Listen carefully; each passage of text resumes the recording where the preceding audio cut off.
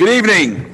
The 14th regular meeting of the Medford City Council, April 6, 2021. Mr. Clerk, please call the roll. Council Bears. Present. Council Falco, who appears to be absent. Council Falco is absent. Vice President Knight. Council Marks. Present. Council Morell. Present. Council Scarpelli. President Caraviallo. Present. 6 in the affirmative, 1 absent. Please rise and salute the flag. I pledge allegiance to the flag of the United States of America, to the republic for which it stands, one nation, under God, indivisible, with liberty and justice for all.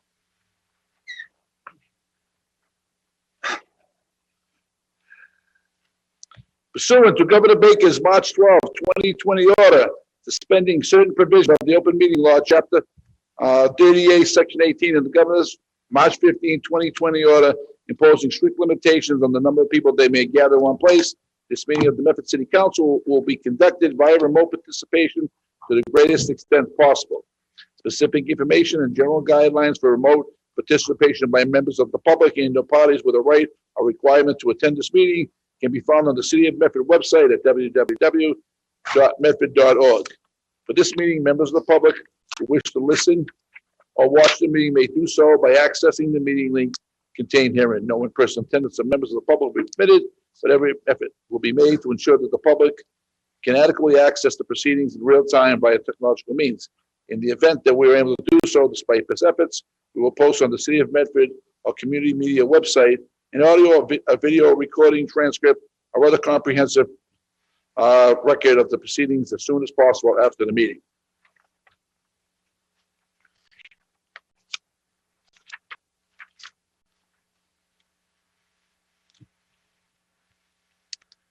Motions, orders, and resolutions. 21306, offered by Vice President Knight. Be it so resolved that the Medford City Council congratulate Terry Carter on being named Medford's first Poet Laureate.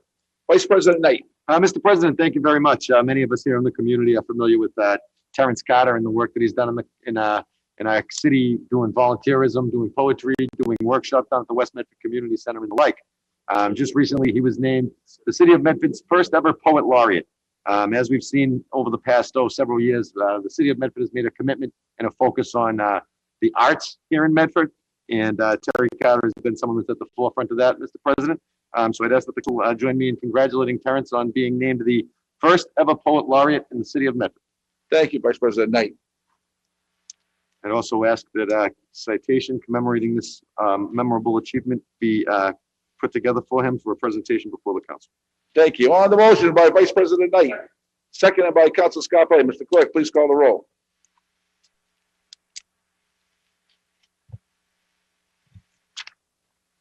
Council Bears. Yes. Council Falco was absent. Vice President Knight. Yes. Council Marks. Yes. Council Morell. Yes. Yes. President Caraviallo. Yes, 6 in the affirmative, 1 absent, motion passes. 21307, offered by Vice President Knight, be it so resolved that the Medford City Council extended deep and sincere condolences to the family of Alan McDougal on a recent passing. Vice President Knight. Mr. President, I erroneously excluded Councilors Falco and Scarpelli as co-sponsors of this resolution, where Councilor Falco and Mr. McDougal were very close friends in high school. I'd asked that this matter be tabled till next week where Councilor Hogan can participate. Tabled. Second. On the motion by Vice President Knight, seconded by Council Scarpelli. Table to next week. To table for next week. Yes, Councilor Scarpelli and Falco, I erroneously excluded as On the motion to table for next week. Just, you want me to add them as sponsors for next week as well? Just no. Do you want to add them as sponsors? Yes, please. Please. Okay. Mr. President. Mr. Clerk, please call the roll. Council Bears. Yes. Council Falco was absent. Vice President Knight. Yes. Council Marks. Yes. Council Morell. Yes. Council Scarpelli. Yes. President Caraviallo. Yes, 6 in the affirmative, Mr. President. 1 absent. Motion passes. Council Scarpelli. Motion to suspend the meeting till we hear from Chief Giliberti.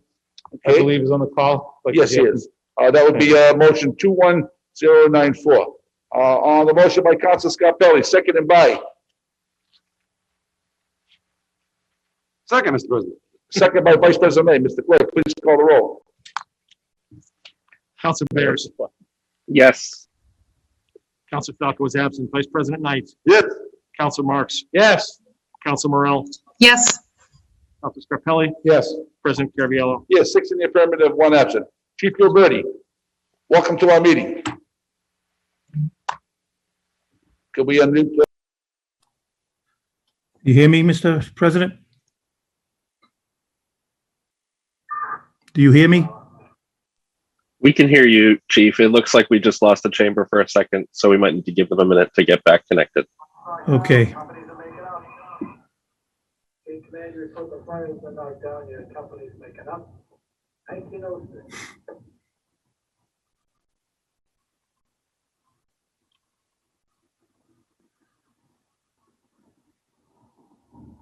Anybody? Still waiting for them to reconnect. Here they are.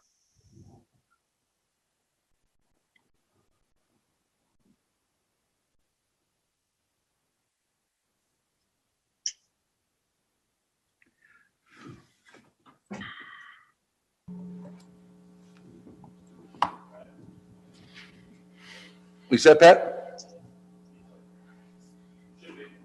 Chief, try it again. How's that? Testing, 1, 2, 3, 4? We got you, Chief. Thank got you, me? Chief. Just for the record, please. Say again? Name and address for the record, Chief. Frank Giliberti Jr., Fire Chief, City of Medford, 120 Main Street, Medford. Thank you, Chief. Chief, you want to give us a brief synopsis? Well, first- Of, yes, First, let me thank you all, Mr. President and councilors for having me this evening. I'll begin with our lease agreement for the 2 ladder trucks has been signed last week. So that is a one step forward. Hopefully, in mid to end of May, we will be traveling to Wisconsin to do a final inspection on both of those ladder trucks. And hopefully take delivery, hopefully by the 1st of June. I'm keeping my fingers crossed. As you know, with COVID, the plant out in Wisconsin was shut down numerous times and everything is behind schedule. We're hoping to get these 2 ladder trucks at Christmas time, and then it got moved to February. And now we're at the mid to the end of May. Hopefully that's the last delay, but I can't guarantee that. But I did get some pictures updated.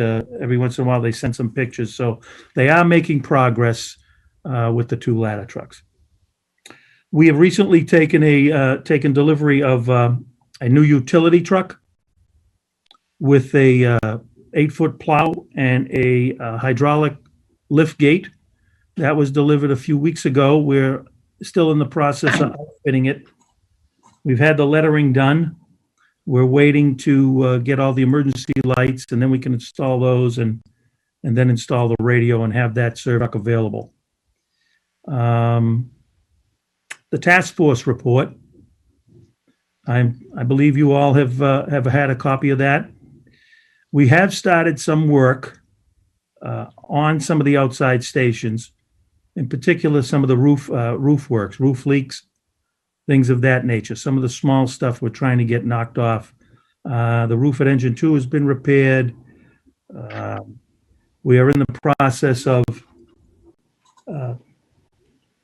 getting quotes and advertising to put in 3 new kitchens, Engine 2, Engine 5, and Engine 6. But Engine 6 is right now on the back burner until we get the roof replaced. That station needs a whole new roof.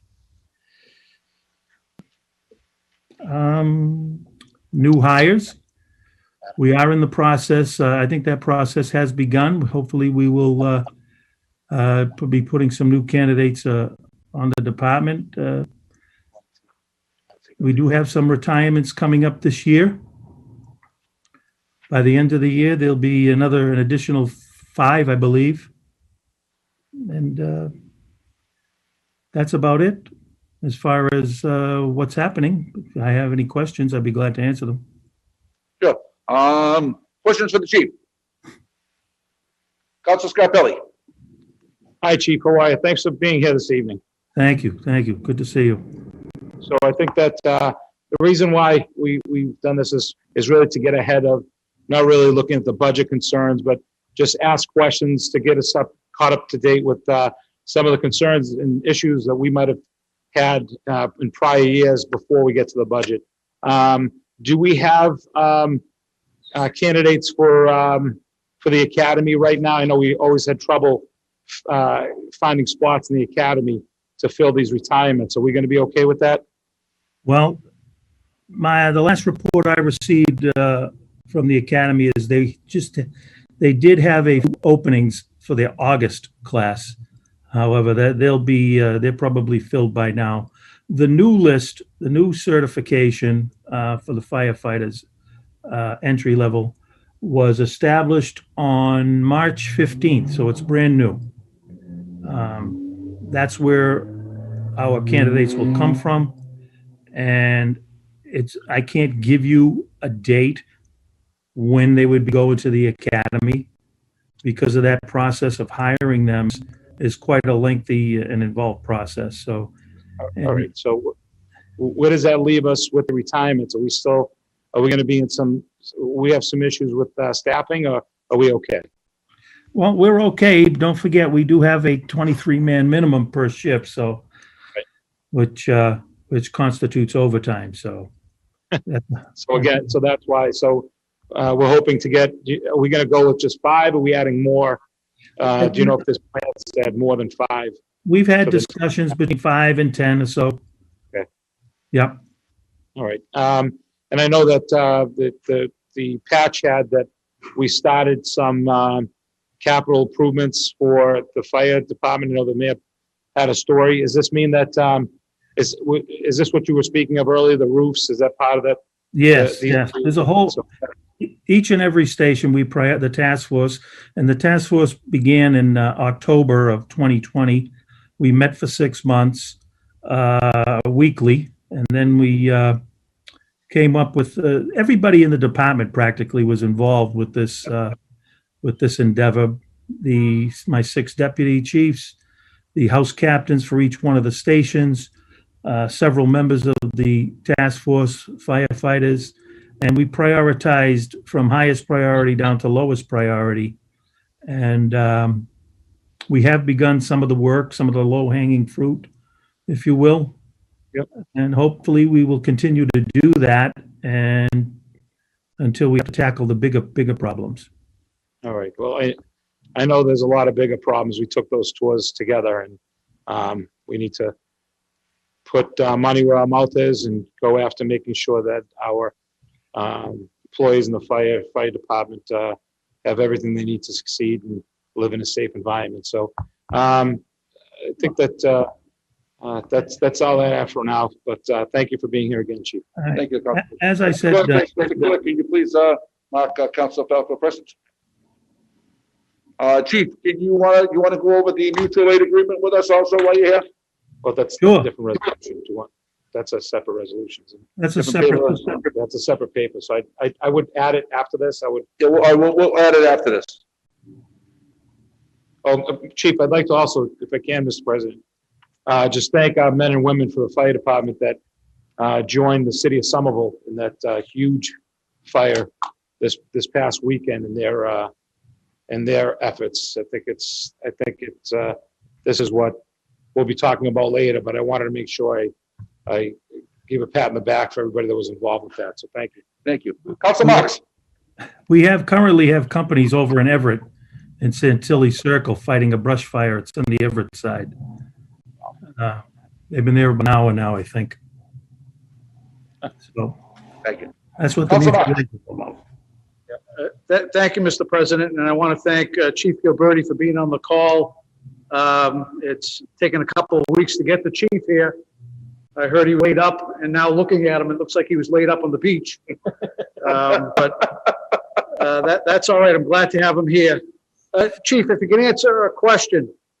The mayor's capital plan talks about looking at the headquarters in year 2024 of her 5-year plan.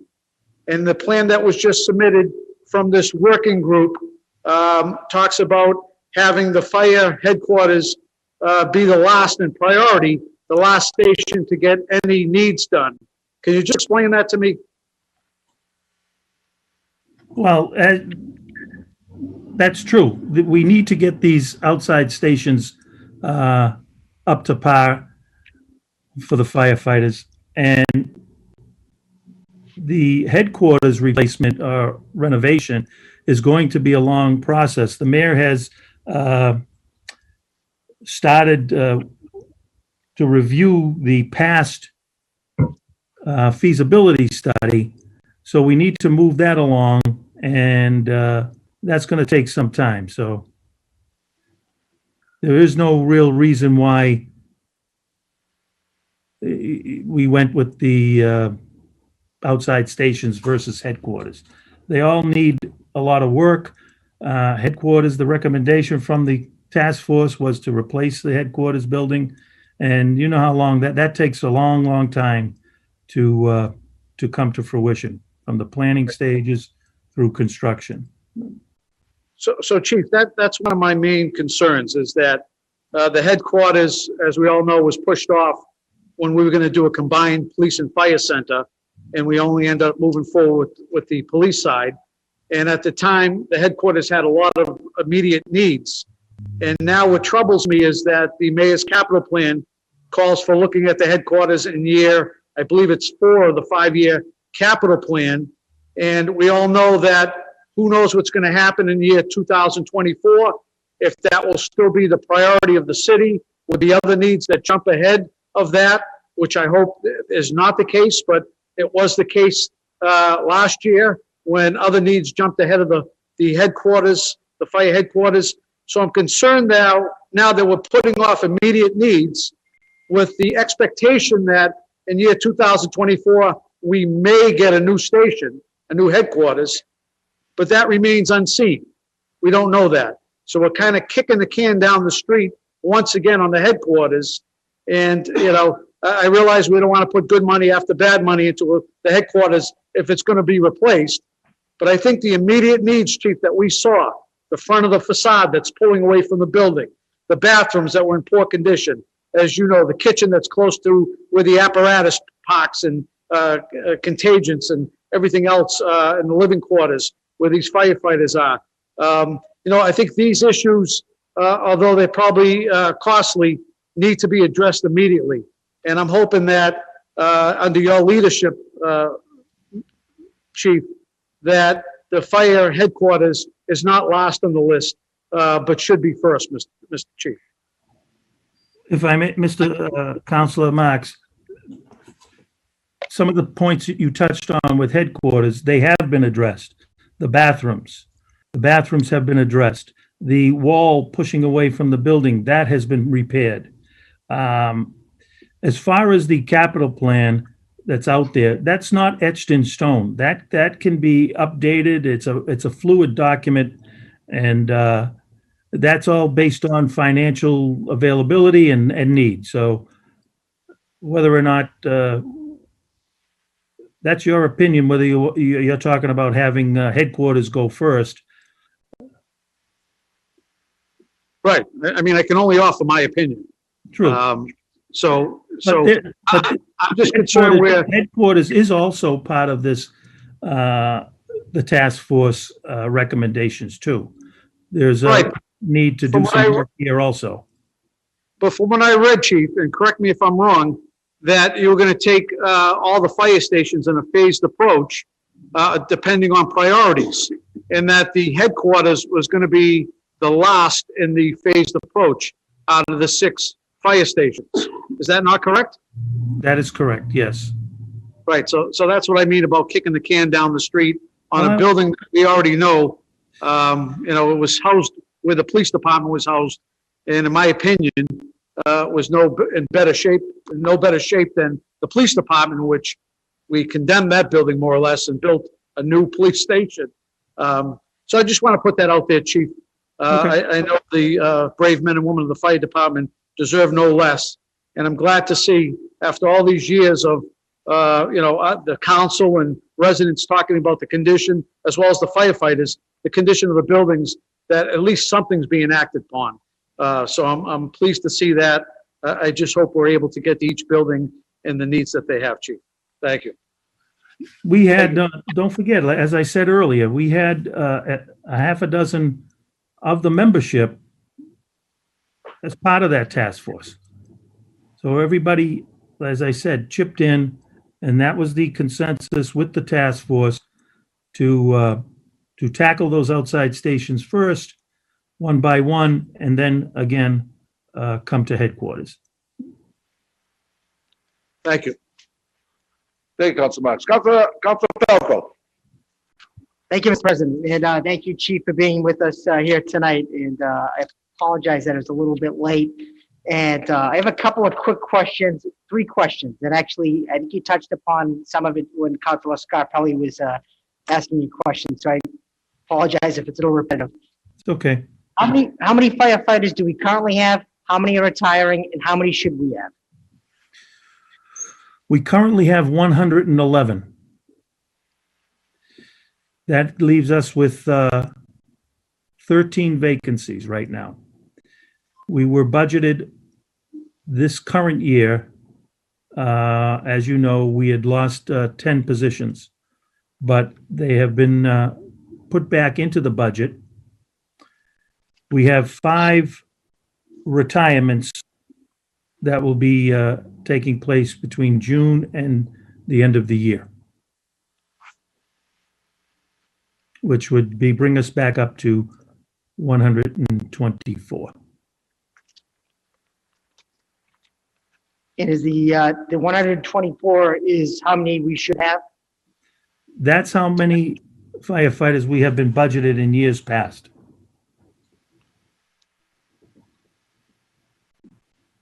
Hopefully, hopefully, without getting too detailed, because I know it's not a budget meeting, how many do you feel we should have? again, that's a tough question because in my 22 years, I think when I first became chief, we had 135, went down to 128, and now we're at 124. So we've been at 124 for quite some time. If I could have 200 firefighters, that would be great.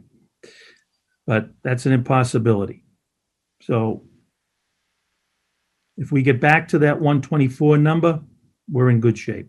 Again, don't forget, we have that minimum manning per shift. Chief, thank you very much, and thank you to the men and women of the Medford Fire Department. Thank you. Thank you. Thank you. Do we have any further questions for the chief? Mr. President, Council Marks?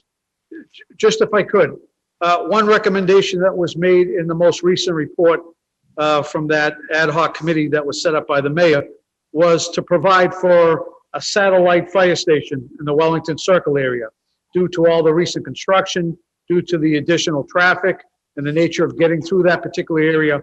And, you know, for years, we had a member of this council that brought up that issue back so many years ago, Mr. President, was way ahead of his time, stating that because of the growth in Wellington and the high rises and the need, brought that satellite up many years ago. And there were many people in the administration that poo-pooed it at the time, saying it's ridiculous, it's a ridiculous idea, and so forth. And now we're seeing that, we're revisiting that now again, Mr. President. And that's a recommendation of what the chief just mentioned, this committee that was established that is comprised of many firefighters. And at the time, it was our colleague, Councilor Penta, that brought up that issue over and over again, Mr. President, and it fell on deaf ears.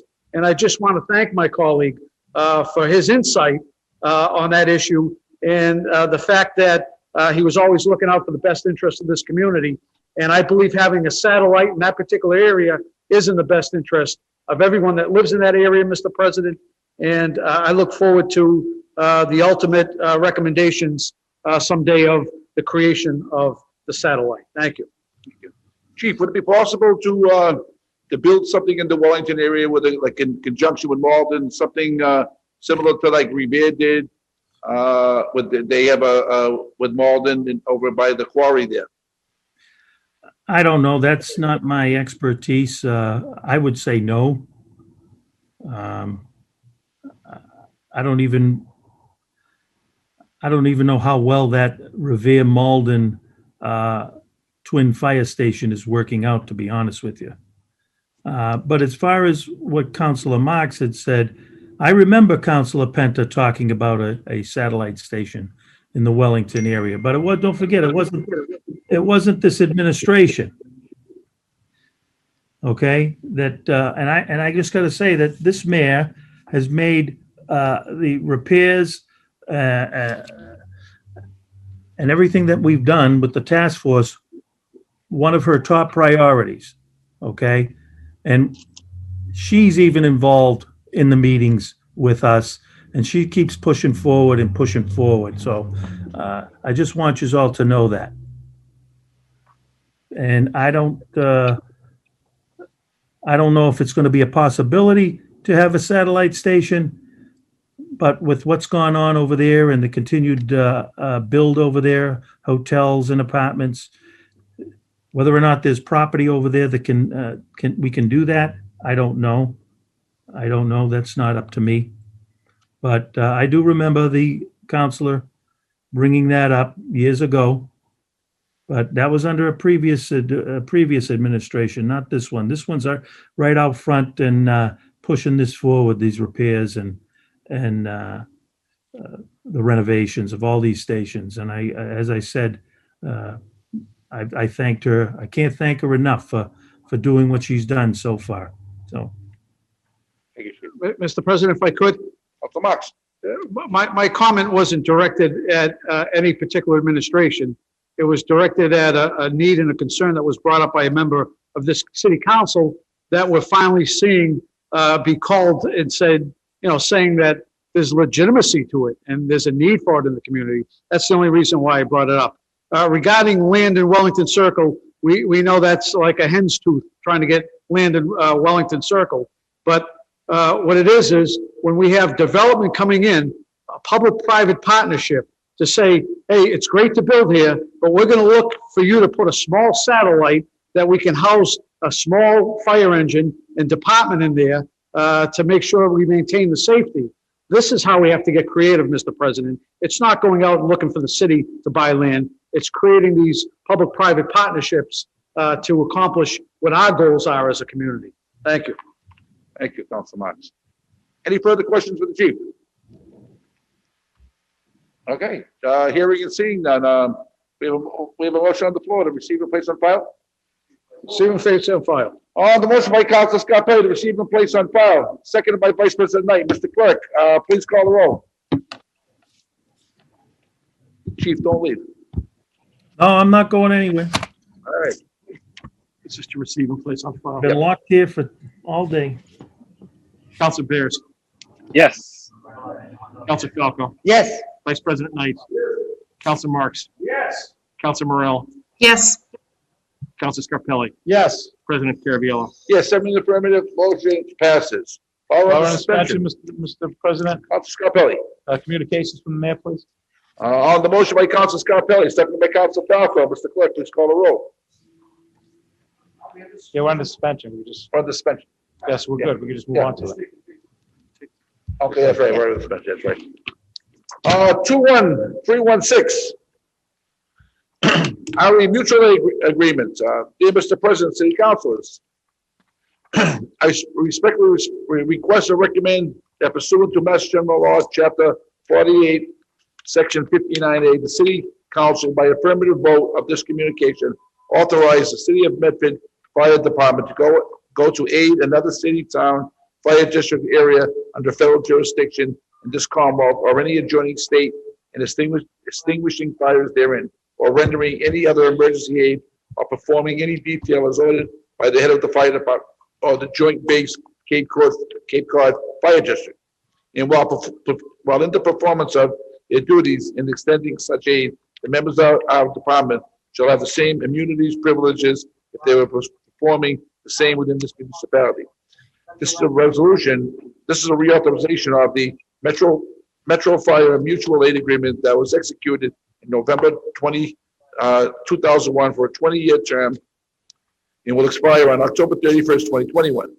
Chief of the Department, Frank Gilberti, will be present to answer any of the council's questions. Sincerely, Mayor Brianna Longo Kern. Chief Gilberti. Mr. President, we had Metro Fire, our organization of 35 fire chiefs in and around the Boston area. We had our attorney review the mutual aid agreement that was actually 20 years old and revised it somewhat. There was some redundancy, so, but as far as Chapter 48, Section 59A goes, many of the communities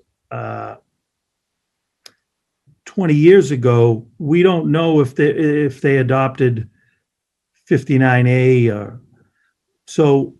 In order to put everybody on the same page and reaffirm and confirm, they ask that all cities and towns, whether it's through their local board of aldermen or council, that they authorize this through a vote of their body, so that again, like I said, so that everybody's on the same page, and it's a reauthorization of the mutual aid agreement. Thank you, Chief. Council Scarpelli. Mr. President, I think I brought this up earlier. I think this is a huge tool that we need to be part of.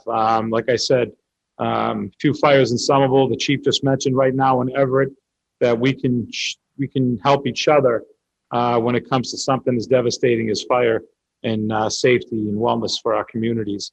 And it goes both ways. I know that when we've had some serious fires here in Medford, we would often see neighboring communities here supporting our firefighters, or at least covering our stations while our firefighters were out on a call. So I move approval, and like I said to Chief Gilberti, we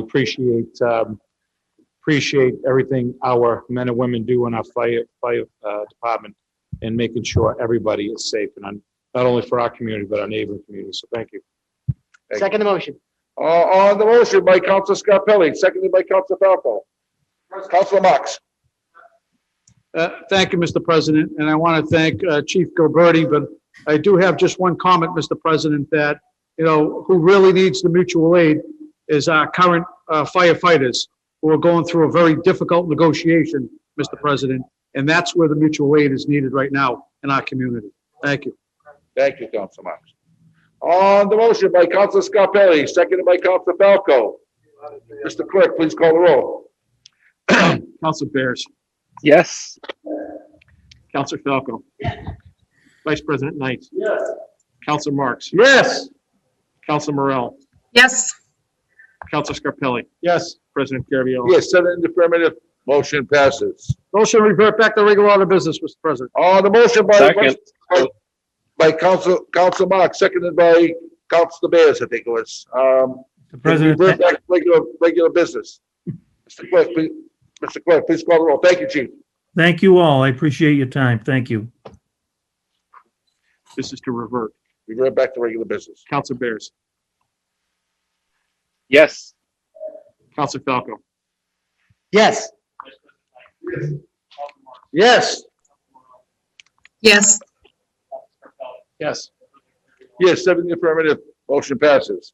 21308, offered by President Caravaggio, be it resolved that the Medford City Council have a city engineer and a representative from Eversource attend the next council meeting to explain the new cutouts for Winter Street in areas that have already been dug up. The reason I put this on there, I don't know if any of you have driven down Winter Street all the way down to the end. Areas of Winter Street that have already been dug up are now being marked out again to look like it looks like they're going to be dug up again. And how many summers are we going to have the residents of these neighborhoods go through another summer of construction. If they just got through digging and filling, why are we digging again? So, I'll leave this up to my other councilors, for comments and we'll go from there.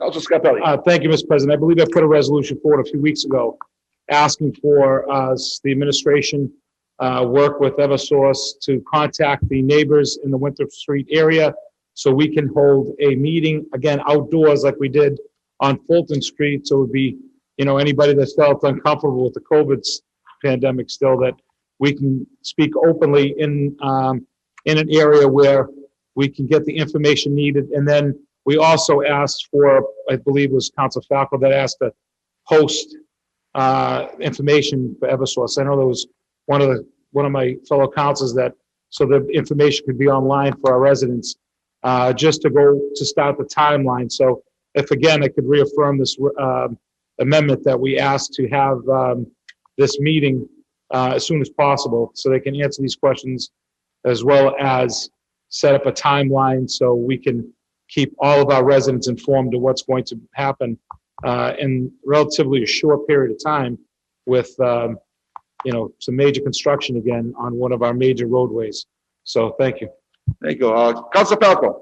Thank you, Mr. President, and I thank you for bringing this forward. I was actually out on a walk this weekend, and I did notice that it looks actually it's already pre-cut, and it looks kind of almost like an S going all the way down Winthrop Street. So the question I had, and actually, Councilor Scarpelli, you just hit it in the last part of your comments, was basically let's find out what's going on, but let's get the timetable. Let's make sure that we have a timetable, that the residents have a timetable as to when the work is going to happen, how long it's going to take, and when this job is finally going to be done.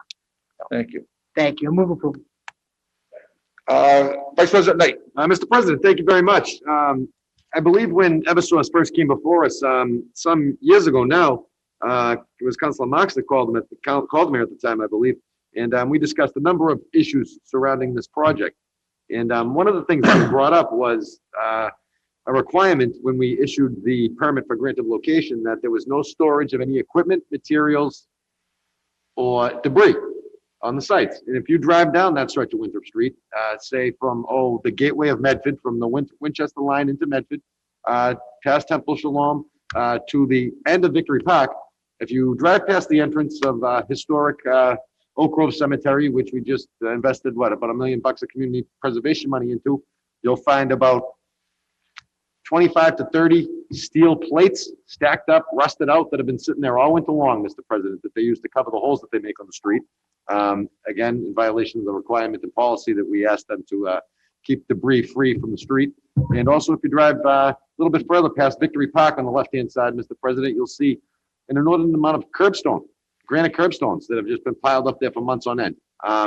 This isn't what I would expect from a public contractor doing utility work here in our community. I'd expect our engineering office to be a little bit more strict when it comes to this type of thing. So I'd ask again that we reiterate that question to the administration as to what's going on with the storage of equipment and debris and material there, and whether or not they're going to be complying with the special conditions of the grant location. So you making that a form of an amendment? I'd just like to ask for an update, Mr. President. Yes. Amended for an update. Mr. President. Councilor Scarpelli. Thank you again. Councilor Knight brings up a good point. As we're proceeding with some major renovations to our roads and projects that, again, to reiterate, the Eversource, we have zero benefit from. I think the city, we asked the city administration to amend this paper, asked the city administration that we truly have a clerk of the works presented. I know we haven't. I know that it's always been either the engineer or DPW director.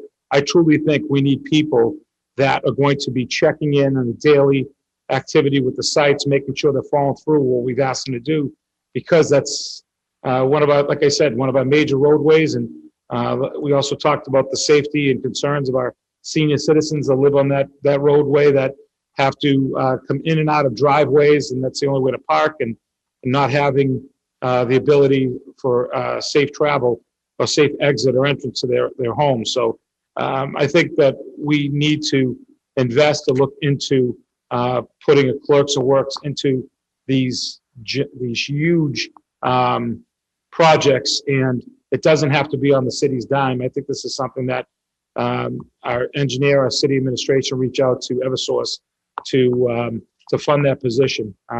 Again, Medford isn't benefiting for this at all, but I think we definitely need a watchdog there as long as this process lasts, as long as it does. And like, reiterate what Councilor Knight said, these aren't small issues. These are big issues when you're leaving these plates and curb cuts on the side of the road, because you see families and, you know, how they can traverse down those roadways in a safe manner. So I asked that to be added to as an amendment.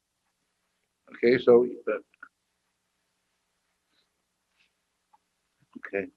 amended by Councilor Scarpelli. Councilor Bears? Thank you, Mr. President, and thank you to my colleagues for their comments and suggestions.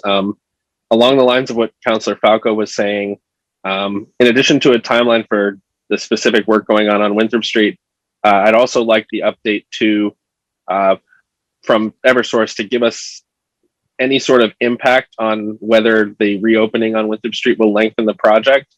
We've been told, at least from previous updates, that we should be nearing the end of this project, which has, you know, impacted the community for years. If they're reopening Winthrop Street, my concern is that we might see a whole another winter without this project coming to a resolution. So I'd like to know what the long-term impact, if they're reopening Winthrop Street, is. Thank you.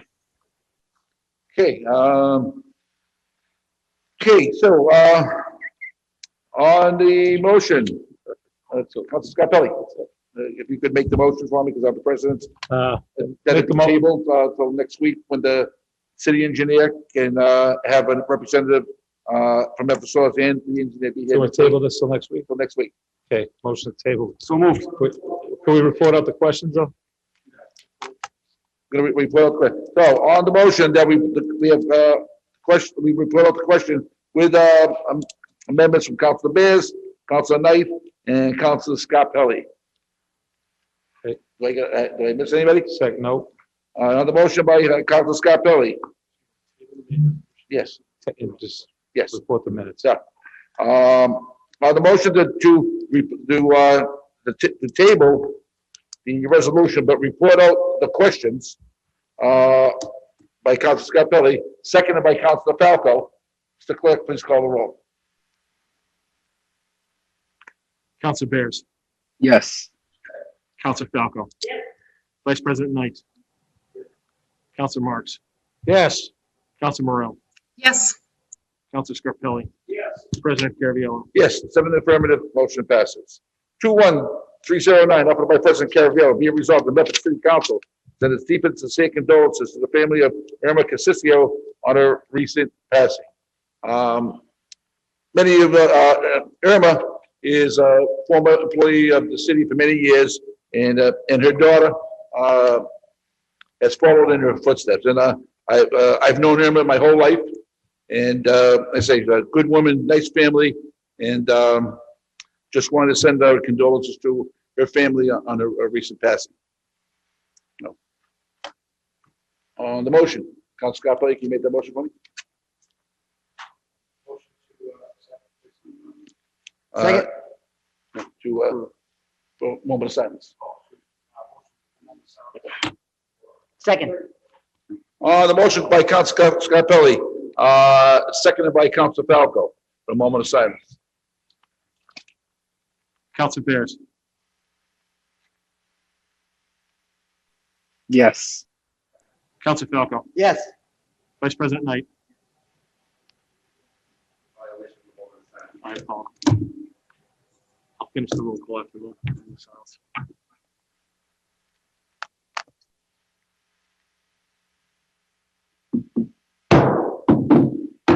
Thank you. My apologies. I'll finish the roll call. Councilor Marks, Yes. Councilor Morel, Yes. Councilor Scarpelli. Yes. Yes, 7 affirmative, motion passes. 21310, offered by Councilor Marks and Councilor Scarpelli, be it resolved that the city's 5G small cell interim policy be discussed. Councilor Marks. Thank you, Mr. President, and I want to thank the number of residents that came out to attend this public meeting here tonight of the Medford City Council.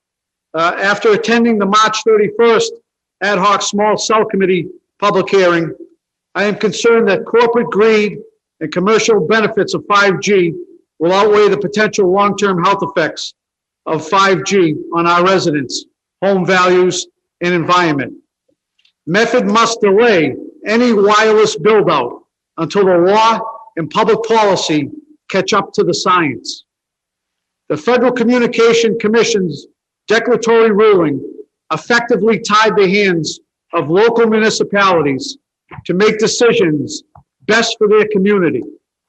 The city is prohibited from taking any action that is seen as prohibiting Verizon's 5G rollout. Verizon representatives at one point during the hearing told Method residents unequivocally that the FCC regulations would not allow for health concerns to be discussed as a reason for not approving their applications. This comment, true or not, is outrageous and requires a formal complaint be filed with the FCC and our congressional representatives on behalf of our community. The city, in my opinion, was ill-prepared for the much-anticipated 5G hearing, not presenting one subject matter expert to represent our city's interest and its residents, and only relied on the one-sided Verizon paid expert witnesses, in which there were many. The city has not requested any potential mitigation from Verizon to address further disenfranchisement of the communities in Method who can least afford Verizon's new 5G. At the very least, Method should request Verizon provide free Wi-Fi to our communities of need, as well as schools, senior housing, and low-income housing. 5G will substantially increase resident exposure to radio frequency electromagnetic fields. This has been proven to be harmful to humans and the environment. We need to engage the U.S. government to require the FCC to do an independent study of radio frequency standards and health risk. We should support the recommendations of the 400 scientists and medical doctors who signed the 5G appeal that calls for an immediate moratorium on the deployment of 5G and demand our government officials fund the research needed to adopt biologically based exposure limits that protect the health and safety of our residents and environment. Human exposure guidelines for radio frequency used by the FCC are more than 20 years old and address only thermal, not biological impact of exposure. Over the past 20 years, a robust body of independent science has emerged, showing significant biological impacts from exposure to radio frequency microwave radiation, including clear evidence of cancer, neurological and cognitive harm, heart abnormalities, and reproductive effects. Populations especially at risk include pregnant women, children, the elderly, individuals with implanted medical devices, or cardiac or neurological problems. Mr. President, at that particular hearing, I asked a number of questions of the committee as well as many residents, of which many remain unanswered at this particular time. I am going to offer a number of questions that were asked at that meeting with the hopes that we will be able to get answers prior to the Thursday meeting that the small ad hoc cell committee will have to go over the remaining 43 applications that's before us. Question number one, Mr. President. And I want to thank Councilor Scarpelli for co-sponsoring this with me. He's been there every step of the way, and I appreciate his support in this. I know he has a lot to add as well. Question number one, the city's interim policy under the application process states, for residential areas, guidelines on structure height, lengths, and minimum setback rules from dwellings, parks, or playgrounds, or similar recreational areas. I asked that question last Thursday, Mr. President, what are the setback guidelines that were created under this interim policy? And that to date, there has not been one setback guideline in this community. So we don't know what the minimum setback. We heard from residents, and I think there's a resident here tonight, the small cell that they're gonna put on the pole in front of his house is about 10 feet from a bedroom window. This emits, Mr. President, harmful, in my opinion, harmful exposure and radio frequency to residents of this community. We don't know what the impact is. There hasn't been enough studies. There's enough reading out there, and I must add on both sides, but we don't know what the studies are. Why are we going to move forward hastily without knowing what the impact is, the health impact? Whether the FCC allows it or not, we are here to represent our residents. The FCC doesn't care about the residents of this community. We are here, that's our responsibility. And we'd be negligent not to bring these questions, and ask for answers before approval, Mr. President. So that's question number one. Question number two, under the city's interim policy, the applicant must provide a description as to why the desired location is superior to other similar locations from a community perspective, including proximity to residential dwellings, schools, parks, and playgrounds. Verizon submitted their location selection criteria for each of the 44 applications, stating it is not directly adjacent to a park, school, or playground. And I asked this question last Thursday. Why did they omit dwelling? Why does their location criteria not in line with the city's interim policy that states it should be dwellings, schools, and parks, their location selected? They left out, Mr. President, dwellings. You know why? Because many of these are within yards of dwellings, bedrooms, front porches, play areas where kids are, and so forth. My next question, Mr. President, and I hope these questions don't fall on deaf ears. I know we have a meeting Thursday, and we got a robocall, and we were already told by some members of that committee that they don't want any further discussion at this next meeting, which is outrageous, Mr. President. Outrageous at a public meeting to say you're going to pick and choose what public input you're going to accept. Outrageous, especially for a department head to make that comment. My next question. Under the current interim policy, the applicant is required to provide a certificate of liability insurance. The policies submitted by Verizon currently are all expired for each of the 44 petitions. I brought that up at the meeting. The chair of the meeting thanked me for bringing that to his attention, and then proceeded to say they can make that a condition of approval. Anyone else, Mr. President, if you wanted to file for a license in this building or an application to build, they would not let a submission of an incomplete application move forward, except for 5G. They'll make that a condition. Unacceptable, Mr. President, in my opinion. Amendments, Mr. President. I'm sorry, I have a few more questions on the back. Next question. How are the neighborhoods being chosen by Verizon for the 5G rollout? Wasn't my question at that meeting. A lot of residents asked Verizon representatives, why did you start off with the rollout with these particular neighborhoods? We could not get an answer. We could not get a straight answer, Mr. President. In my opinion, the neighborhoods that they picked out were going to be the neighborhoods with least resistance. My personal opinion, which I'm entitled to. I also believe, Mr. President, if you talk to anyone in this community, and they'll tell you when they drive through certain sections of this city, that they lose their phone call. They lose their internet service. And by the way, it's not in the areas where they're rolling out. It's in other areas that they're not rolling out, that are the most complaint driven. That says a lot about this process, because the minute they get 5G in this community, It's going to be extremely difficult for the other 150 applications, which are coming. This is 44, there's going to be another 150 and maybe 200 or 300 after that from other carriers.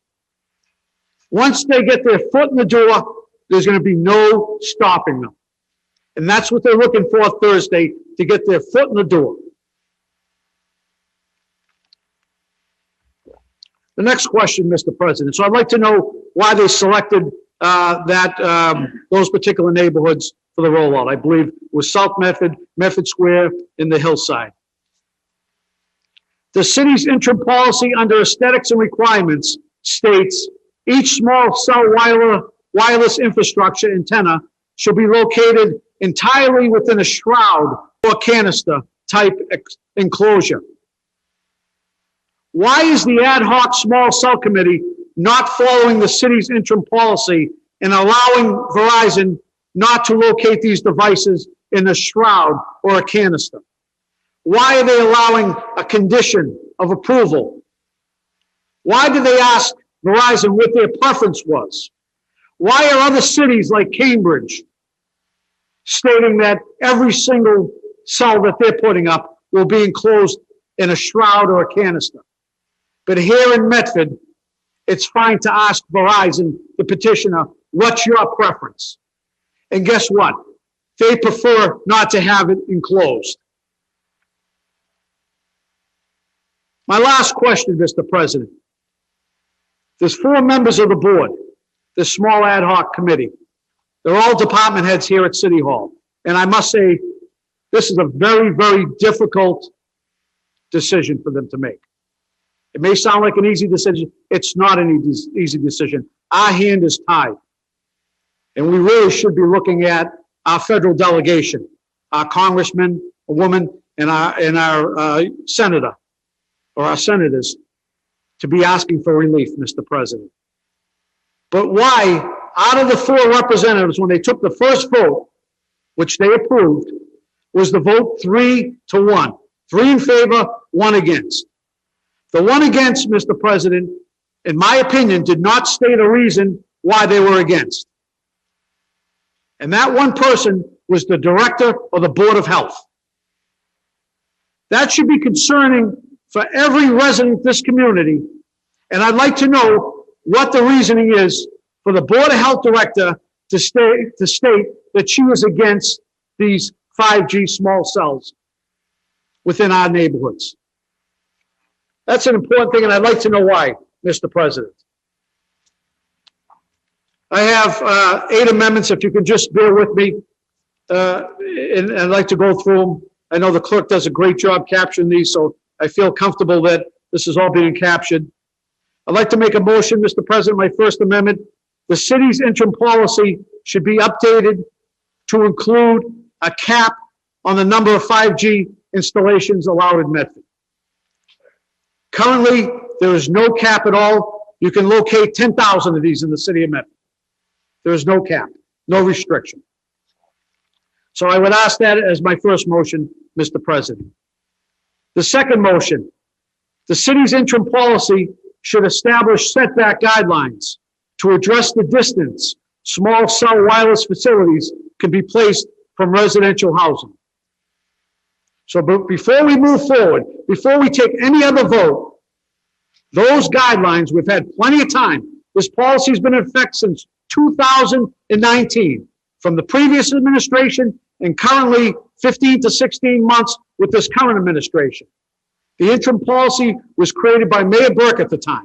It's a policy. It's not a city ordinance that would be created by the council. It's an interim city policy.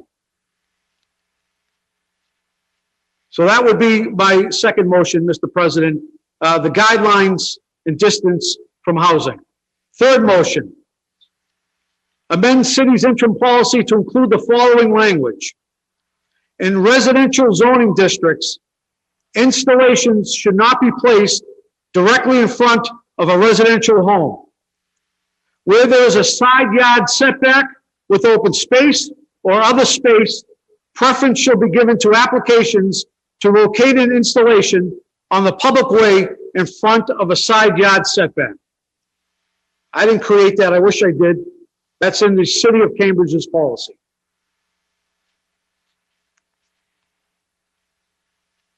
And Mr. Clerk, if you don't get all this, I have it in writing so I can give it to you.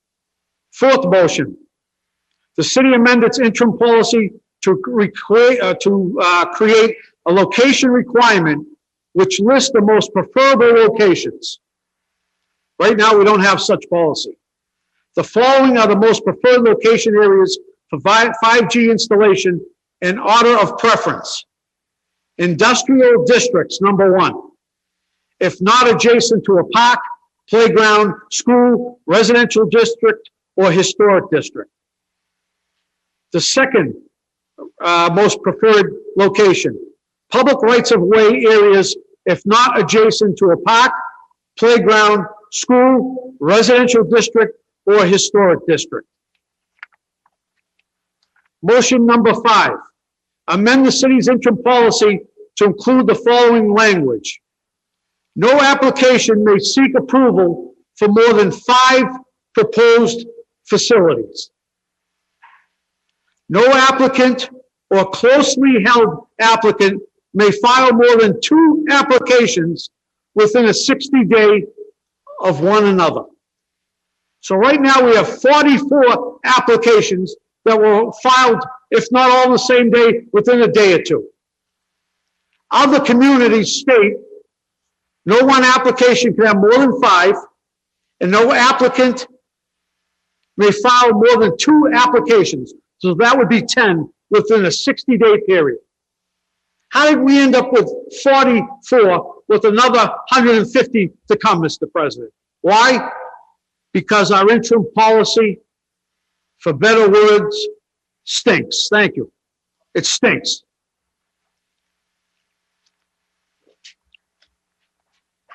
But it can be changed.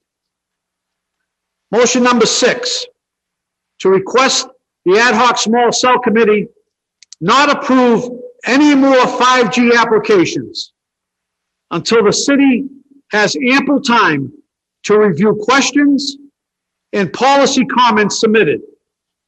Be it further requested, the city consult with its own 5G subject matter experts regarding issues of concern raised by residents regarding health and safety, setbacks, FCC 5G regulations, potential mitigation, and other issues of concern.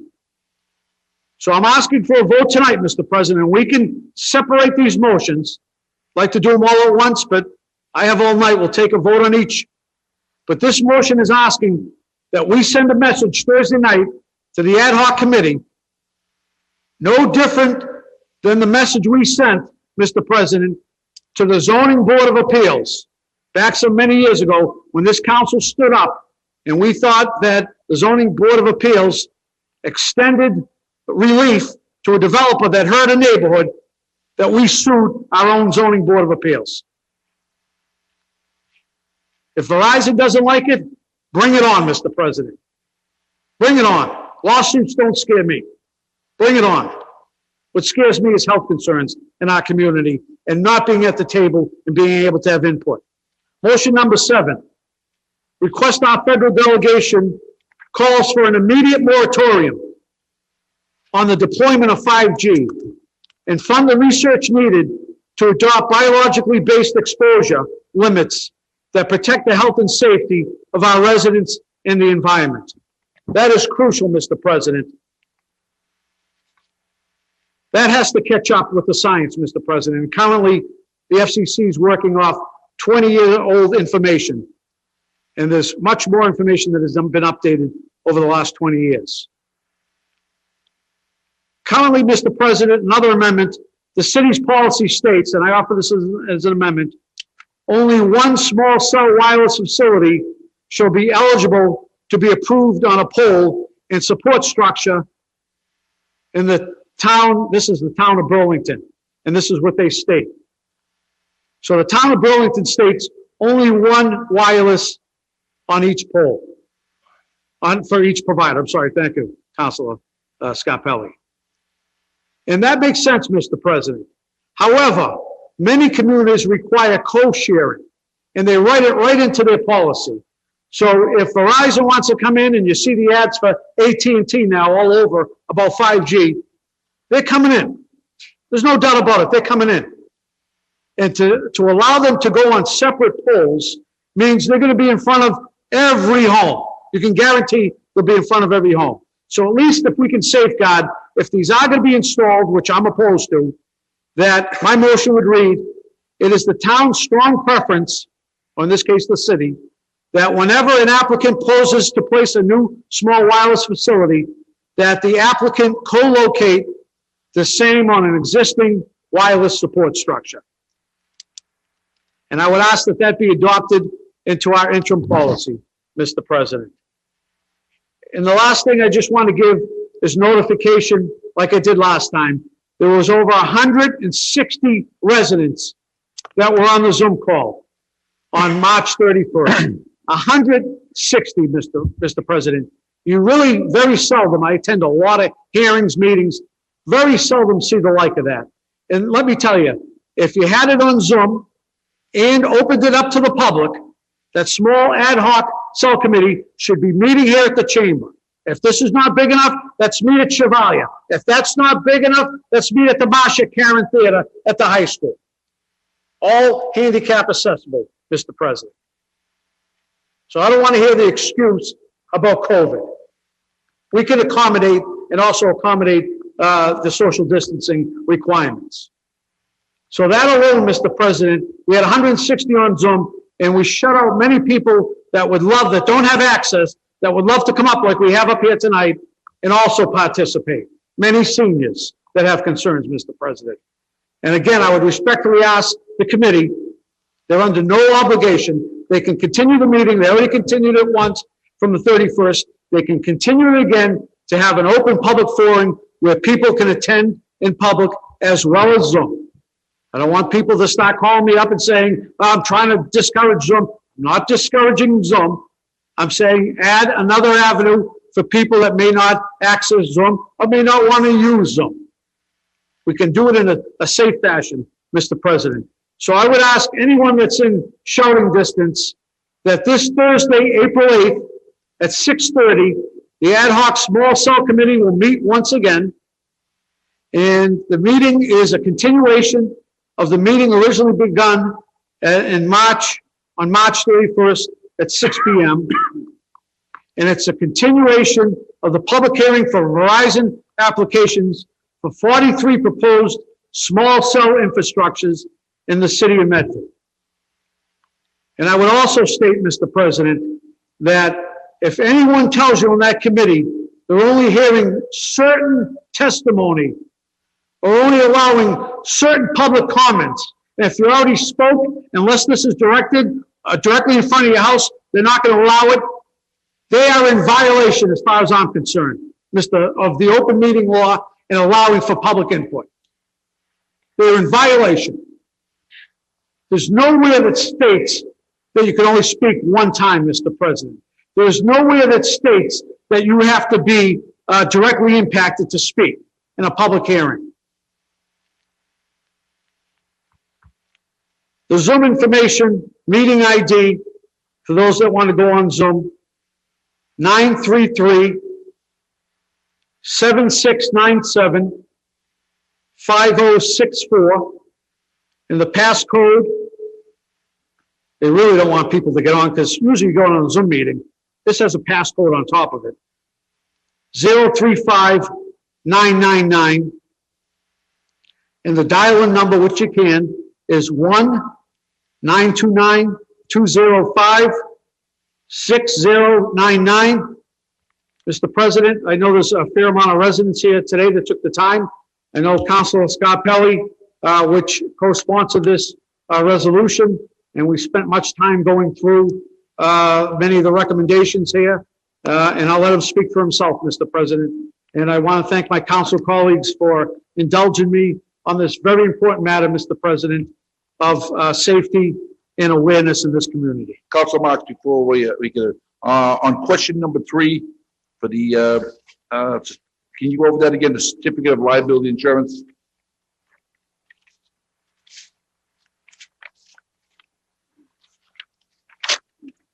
So question number 3. Under the current interim policy, the applicant is required to provide a certificate of liability insurance. The policies submitted by Verizon are expired. They were submitted when they originally filed the petitions back in 2019. And the life on these was a year, and many of them were from, just say, June 2019 to, the end of Yes. May of 2020. Just so we can have it in the form of a question, you're requesting a new certificate of liability insurance. That is a requirement of the interim policy. Right. So, and they weren't aware of it until I brought it up. And that's a very important, it may seem like a small thing, but insurance certificate of liability is a very important thing to safeguard our residents, our poles, safety walking underneath these poles, and so forth. I appreciate you bringing that up. Council Marks, if you could pass all those questions on to the clerk, as neither one of us is stenographers, we couldn't write that fast. So if you could please pass those. I will do so. Thank you, Mr. President. Thank you, To help Mr. us out Clerk. here. Absolutely. Thank you. Council Scarpelli. Thank you. And again, I will not try to match what Council Marks has said, because I said this the other night. This is what a counselor does. Council Marks was ahead of this before anybody else. He did his homework.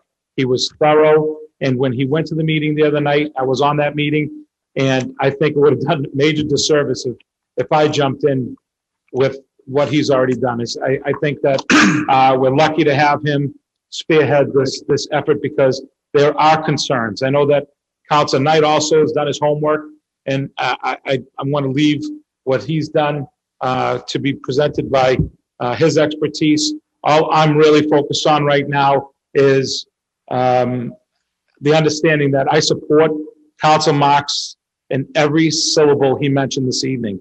I think that there is such confusion out there right now that's coming from the administration, it's coming from different department heads, that who can do what. This is the city council's privy, this is the mayor's privy, so we'll clear that up, I believe, this evening. But I do want to, if I can, there were department heads that were there the other night, Mr. President.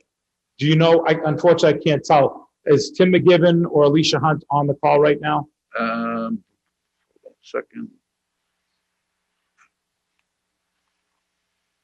I do not. Okay, is Dave Rodriguez the chief of staff? Is he eligible to speak? Hold on. If I ask him a question? I do not see him on the call. Okay. Either. Mr. Clerk, do you see him? I don't see any of the people that you asked. Council Marks already brought this up, but I wanted to make sure that we had someone on the call today that we can implore to them that the biggest call one of the biggest bothersome issues that came about was something this council has worked hard to do, and that's making sure that everybody is represented, that everybody has a chance to speak. I mean, we can go all the way back to the budget hearings last year, that we had enough concerns that we didn't show up to a meeting because we wanted to make sure that there was a forum for everybody to speak. We worked hard, the council president worked hard with the administration to make sure we have people here that I will bet you would $1 for everyone that they wouldn't have had an opportunity to get on Zoom to express their concerns tonight. They're in a safe manner, they're socially distancing, they're following through all the rules, and that brings me to the biggest question, the biggest issue I had with this, is that a department head mentioned that this, we've heard enough community participation and no one else can speak. I want to make sure that the chief of staff and the department heads understand that are running this meeting. Everybody that'll be there on Thursday. Now I know, listen, we've been there, we've done the marathon meetings that will last at 1, 2 o'clock in the morning. This is our job, this is your job.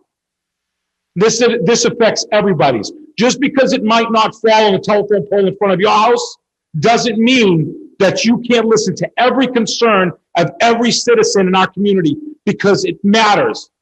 Because today it's in front of one person's home. But like we talked about, they're expecting another 40, 50, who knows how many more. So this scares a lot of people. There are a lot of questions out there. And I'll tell you, it just tells you how great the city of Medford is. I heard some great dialogue from some brilliant people in our community. Unfortunately, the only people that were answering those questions were scientists or managers or people involved with Verizon. Either they work for the construction companies that'll be doing the installation. They weren't directly. One of the questions, do you work with Verizon? And the answer was, no, I work for this company. Well, that's the company that puts in the towers for Verizon. So technically, he's telling the truth. But these are the issues that we have. And why do we know that when communication can either help or hurt with the lack of? A few years back, a gentleman named Bill Carr Jr. started a committee to build new fields behind Medford High School. And what he did was he went out and secured a cell phone tower of over $1 million to pay for those fields. And he was given every single hurdle to jump over, every single wall to run through. And one of the biggest questions those neighbors had in the area, because everybody knows around the Medford High School area, there's absolutely zero cell space there, that no one can pick up a call. And that's one of the number one cell areas in the country, we were told. And what we did is we brought in educators and scientists from MIT and Tufts that we didn't pay.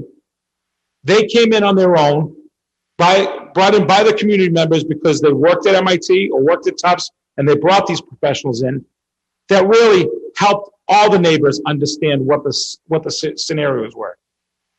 And that, to be honest with you, it calmed a lot of people down.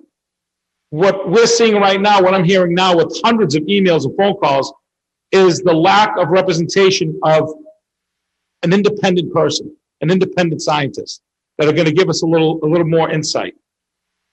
Instead, we heard some great dialogue from people that have done their homework. I know one gentleman, he had the study from Europe, that they don't allow this at all. It's not even a question. So, the Board of Health is a member of that committee who voted no. That should speak volumes.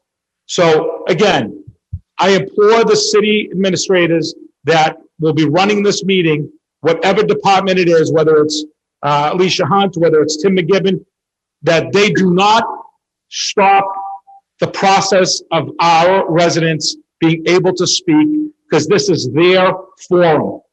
This is their community. And I will tell you, if that does happen Thursday night, I will do everything in my power to make sure they are punished in every way possible through the state. So again, Council Marks, I will not try to delve into what you've already said. I think that it was stated perfectly, and I appreciate you standing strong, and I agree. If we're going to sue our own entity here in the city, I'm not afraid to stand up and make sure that our citizens are safe. So thank you. Thank you. Excellent. Thank you, Councilor Caballero. Vice President Knight. Mr. President, thank you very much, and thank you for my two colleagues that preceded me on this topic. I'm going to try to keep it short. But ultimately, Mr. President, bottom line is people should have the right to know what health risks are associated with devices that are being affixed to poles outside their house by government entities. I mean, it's ludicrous to me to think that the federal government would not recognize health risk as a basis for denial of an application. It's shameful. But, Mr. President, I think the understatement of the year was made this evening when Councilor Marks made his opening remarks. The city of Medford was ill-prepared for the 331 meeting. Going back to April of 2019, that's when the first 5G site meeting was scheduled. April 2019, 2 years ago, and it was canceled. In August of 2019, then Mayor Burke came to us with this small cell ad hoc committee, and the council supported that. In November, residents were notified of a site placement hearing, and that meeting was canceled. In January of 2020, an info session was held with Verizon and the members of this community here in this room. That was a total and absolute failure. Round tables, no question and answers. It was more like a high school science fair than it was any type of symposium for residents to get questions or answers to their concerns.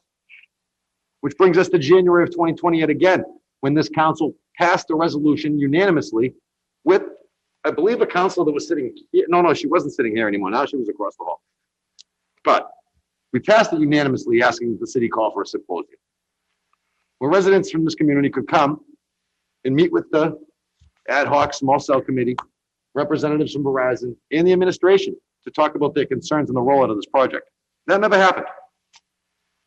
The very next week, Councilor Marks put forward a resolution because we haven't seen any movement that the Small Cell Advisory Committee implements stricter standards on their application process to make it a little bit more difficult to walk into our community and do whatever they want. So this is January of 2020. February 2020, nothing. March 2020, there was a 5G site meeting that was scheduled and canceled. April, May, June, July, August, September. Radio silence, nothing. No movement, no activity, nothing. November of 2020, the city administration calls for an executive session with this council to discuss a potential lawsuit from Verizon for the city's inaction on the applications. November of 2020. December of 2020, nothing. January of 2021, nothing. February of 2021, a correspondence from the mayor's chief of staff indicating that they're going to move forward with the site hearings for 5G with the ad hoc small cell committee. March of 2021, scheduled, canceled, and rescheduled. March 31st, the meeting was held. We are 2 years from the initial date that these applications became an issue in this community. For 24 months. And we are no further ahead today than we were on August 28, 2019. No further ahead. I commend my colleague for doing his homework, for raising the questions and bringing these issues forward, Mr. President. They're serious issues. Serious issues. And to think that one of us behind this rail is going to take a vote not knowing if one of those devices can cause cancer to just one person in this community is insane. Is insane to think that we're going to take that risk. We're going to take that risk. And it's shameful for the federal government to put us in that position. I'll stand with my colleagues all day on this one. I'm not taking a vote that's going to hurt people and put their health at risk if we don't know. If we don't know, we shouldn't be taking the vote. And I stand with my colleagues on this, and I thank you both for bringing this forward. Thank you, Vice President. Thank you. Council Bears. Thank you, Mr. President. Thank you to my colleagues.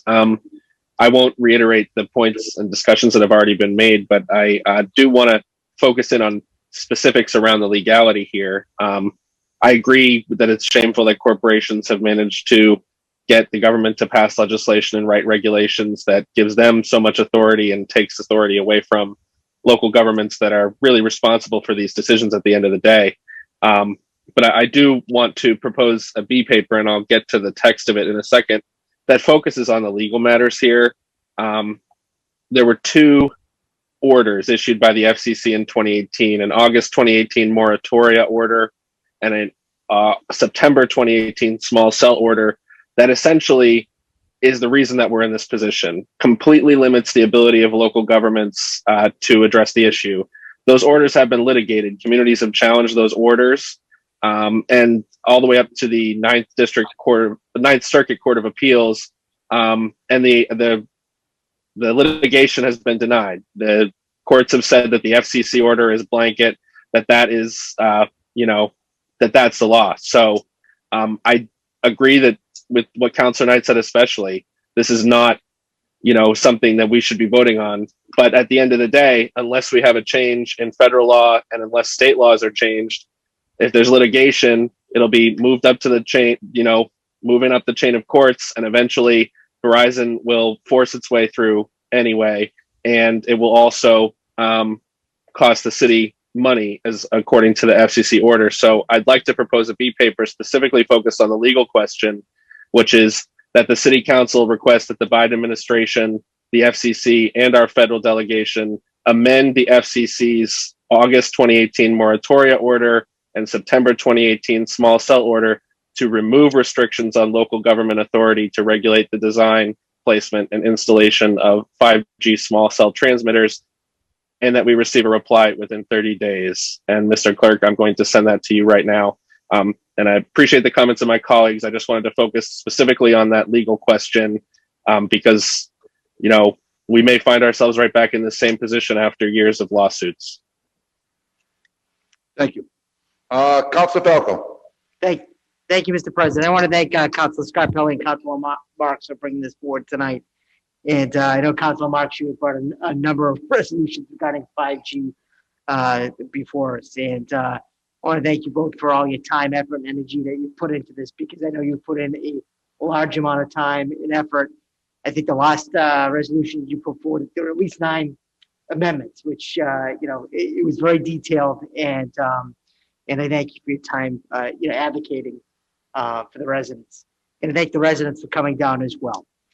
You know, technology is great, but if there are adverse health effects, you know, those need to be looked at.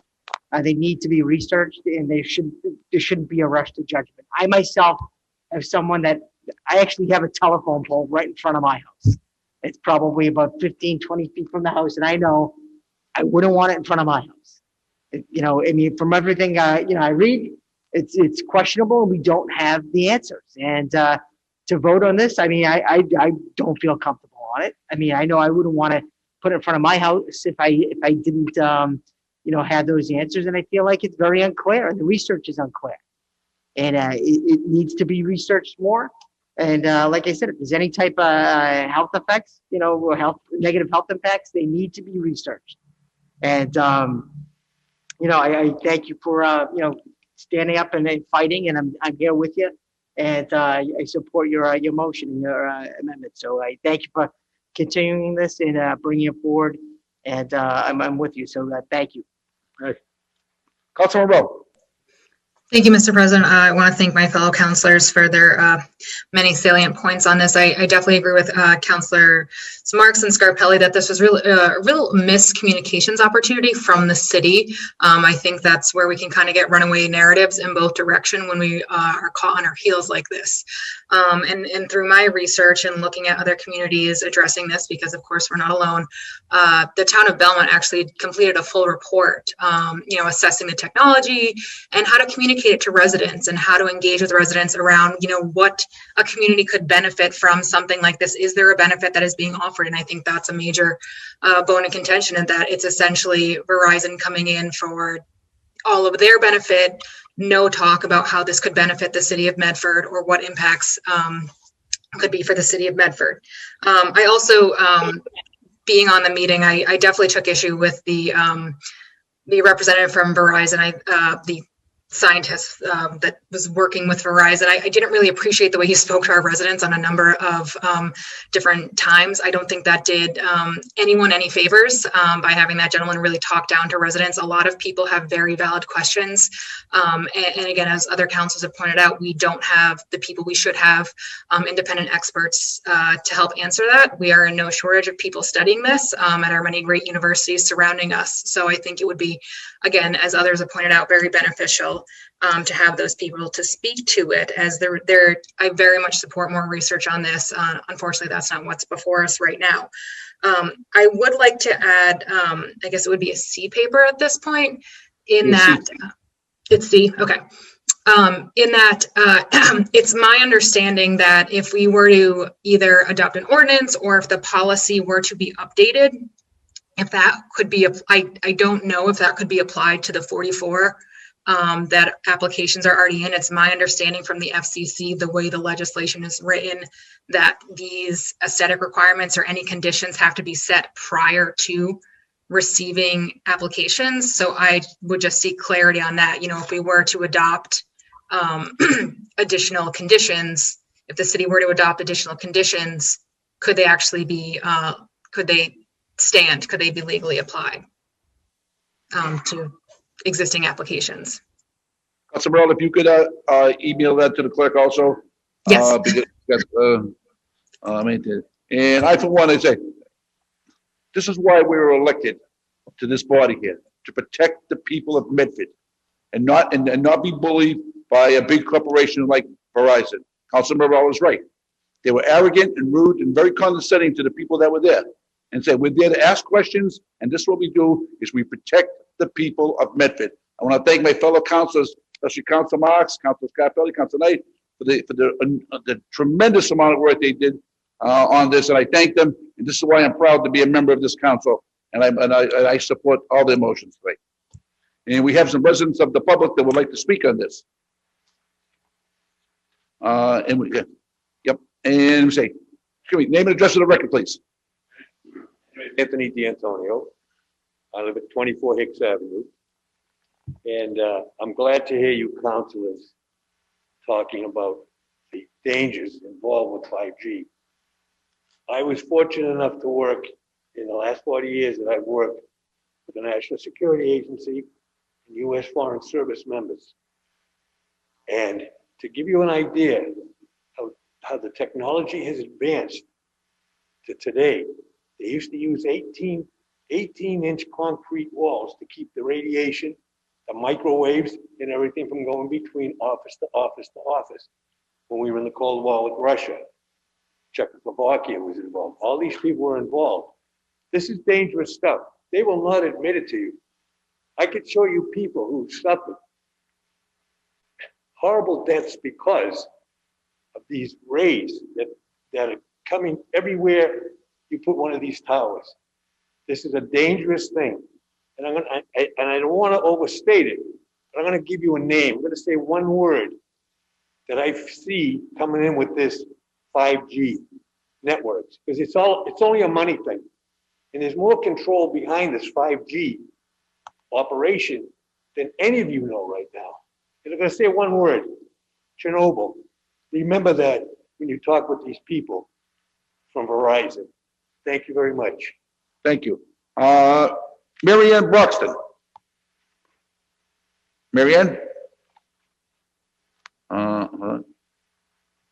Abundantly ignorant. Mary Ann, name and address for the record, please. Mary Ann Broxton, 25 Exchange Ave in Medford. I heard Councilor Marks mention one thing, I'm sorry, and I just want to have him clarify. When he was talking about commercial districts, and it was in your list of amendments, could you clarify what you were saying, whether you said that it is okay to put these boxes in commercial districts? And if so, I have a question about that, because I live in what is considered a commercial district by the City of Medford Housing Development Report. So if you're saying it's okay to be putting these boxes in a commercial district, there's residents that also live in commercial districts. So could you please clarify if that's what you said or if I just misheard you? Through the chair to Councilor Marks. Thank you, Mr. President. So my motion regarding the most preferable locations was the following. To locate them in industrial districts, if not adjacent to a park, playground, school, residential district, or historic district. So the most preferential would be an industrial district. The second one would be a public right-of-way in areas not adjacent to parks, playgrounds, schools, or residential districts. So if you live in a residential area that abuts an industrial district or a public right-of-way, this would not be a preference. So in your case, Mary Ann, it would not be located near your parcel or housing. Mary Ann, does that answer your question? Yeah, because I just want to, like, when you say, what is the distinction between a commercial district and an industrial district? Do you know, because what is your distinction with that? Well, that's how the city zoned. So the city zoned in single-family 1 districts, single-family 2 districts, which would be multiple, 2-family, 3-family neighborhoods. Industrial districts are more of a high-level industrial use. We don't have many in this community, to be honest with you.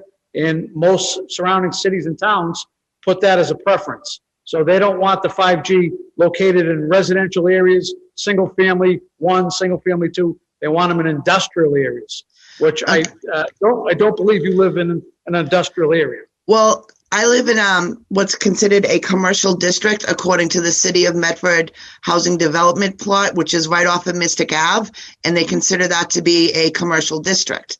So Right. that's why I want to know, like, what is your definition between the difference between an industrial and a commercial?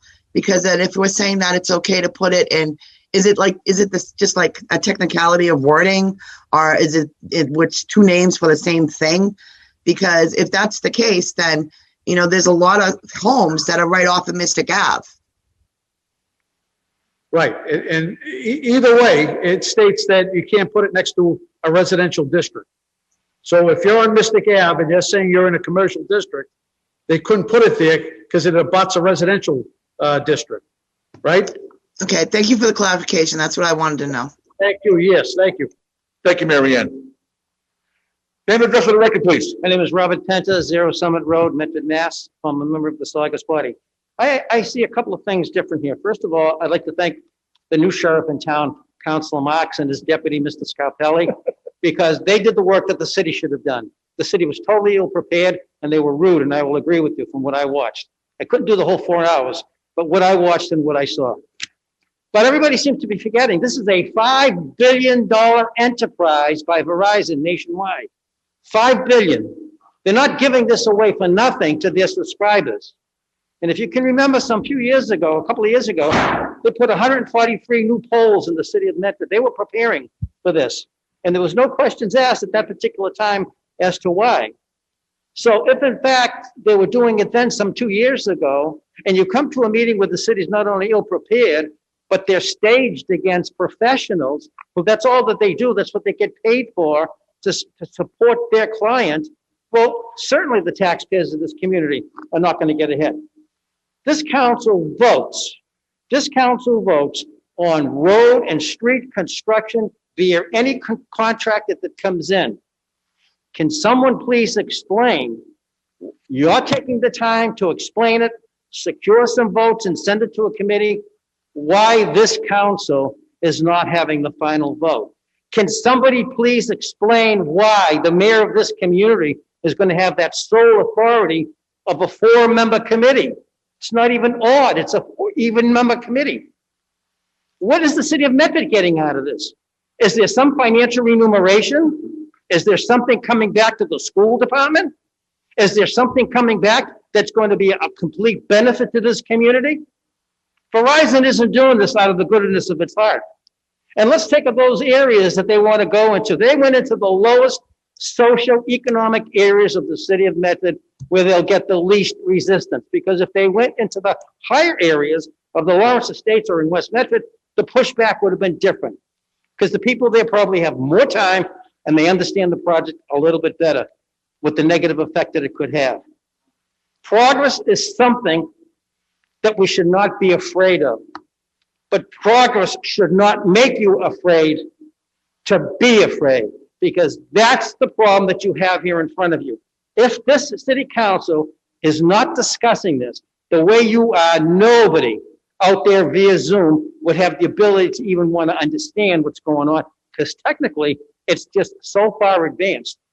Now, when G4 came in, 4G, nobody said nothing. I probably don't even know what's going on with 4G. 5G is just the next one up. Maybe it's a little bit faster. As you indicated, Councilor Marks, maybe the microwaves and the biology that goes around it, we don't have the answers. And even if you do get all the answers, and even if you do send all your resolutions in support of not having 5G, because number one, the city doesn't even know, you folks don't even know if you're going to get a benefit, financial or otherwise, from Verizon. Who is this 4-member committee? You're going to let an even number 4-member committee make a determination for the entire taxpayers of this city of Medford on Verizon 5G. Your rates are going to go up whether you realize it or not. They're not going to spend $5 billion for nothing. That's a big number, $5 billion. Everything that an enterprise does, they don't do it out of the goodness of their heart. Sure, you may get quicker. Listen, I'll show you. This is funny. I'm still on a flip phone. And this flip phone, to me, works just as well as any modern cell phone that you have out there. It does the same thing.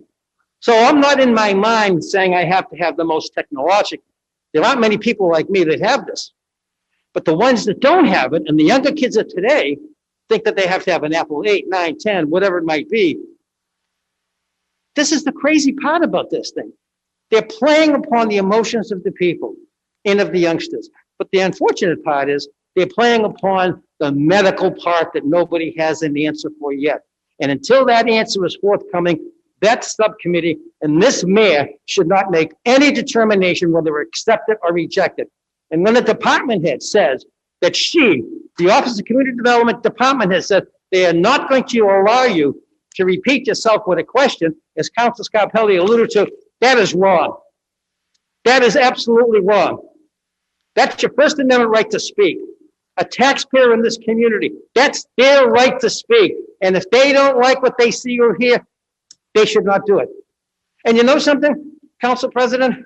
I would hope the thrust of this argument of having the ability to speak runs itself just as strong on the school department side on an issue that they've got over there, because they've not allowed the people to speak. They've not allowed the people to voice their opinion, and they've not allowed them to understand that there's two sides to a story. Until you have the tolerance to listen to both sides, nothing will ever get accomplished. Thank you. As former President Mayorga said, this is the people's forum. Thank you. Do we have any other residents who would like to speak?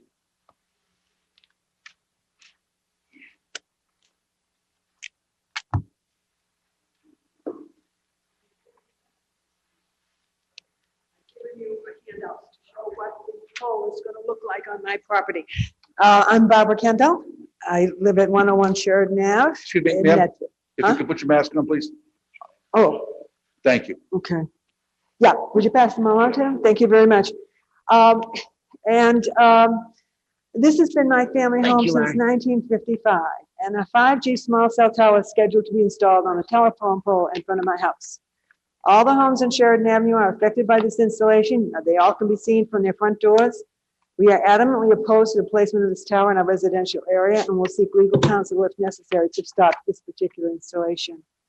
In the short time since I received a copy of the application 29, I have been able to collect 20 signatures of homeowners, residents, and taxpayers of Sheridan Ave who are opposed to this installation.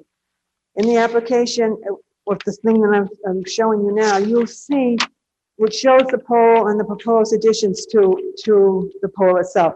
5 additional boxes excluding the antenna. The application states that 3 antennas will be installed, 2.5 feet high, almost a foot wide, and a half a foot in depth. The NEMA 3R cabinet is 4 feet high, 2 feet wide, and almost 2 feet in depth.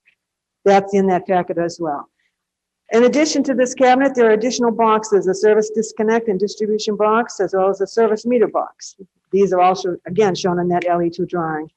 LE3 shows the tenant orientation plan with a small diagram showing the street, the grassy area the pole sits, the sidewalk, and the beginning of my property, which is 5 feet from my front walk and grass. This pole already supports a lot of equipment.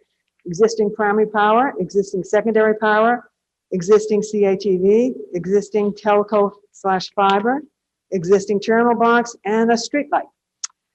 Now, in deciding on 101 Sheridan Ave, and that's in this packet as well, Verizon, which is a multi-million-dollar for-profit company, did not take into consideration the impact on the neighborhoods. Verizon staff only looked at the 4 poles on Sheridan Avenue from Hooker Street down to Central Ave. Verizon, you'll see that in the Verizon application. It tells why they should pick that spot. Verizon did not look at the rest of the poles on Sheridan Ave from Hooker Street to Salem Street. There are areas of commercial businesses on Salem Street that are more suitable for this type of application and will not impact the peaceful enjoyment of private homes. As this installation will have to be monitored on a regular basis, this will be another disruption to the neighborhood. We are already plagued by airplane noise, and now we will have to contend with cooling fans with, quote, low noise profile. We all know what that means, a constant hum or whine. My bedrooms are on the 2nd floor in a direct line with this pole. This installation does not enhance the neighborhood and will be an eyesore. Verizon stated that their equipment cannot be enclosed in a container or shroud as previously promised in the interim policy. My question is, why are these towers being installed in residential neighborhoods in front of people's homes instead of commercial or industrial areas? All the designated applications have some commercial property on every corner, gas stations, corner stores, restaurants, banks, and all of Stevens Lane Square in all of Stevens Haynes Square. Spring Street has commercial properties at the top of the street, i.e. Salem Street at Central Ave, and a small square before Magoon Avenue. According to the interim policy that I read, for residential areas, Medford will establish guidelines on minimum setback rules from dwellings, parks, playgrounds, or similar recreational areas. Medford has yet to establish these guidelines for setbacks. Consequently, the setback on my house on Sheridan Ave is less than 25 feet from my bed, and this is totally unacceptable. According to Tim McGovern, 101 Sheridan Ave has a setback of 24 feet from the pole to my front door and my bedroom. But the actual setback from the pole to the beginning of my front walk is 5 feet. Thank you. Thank you. Thank you. Diane Sullivan.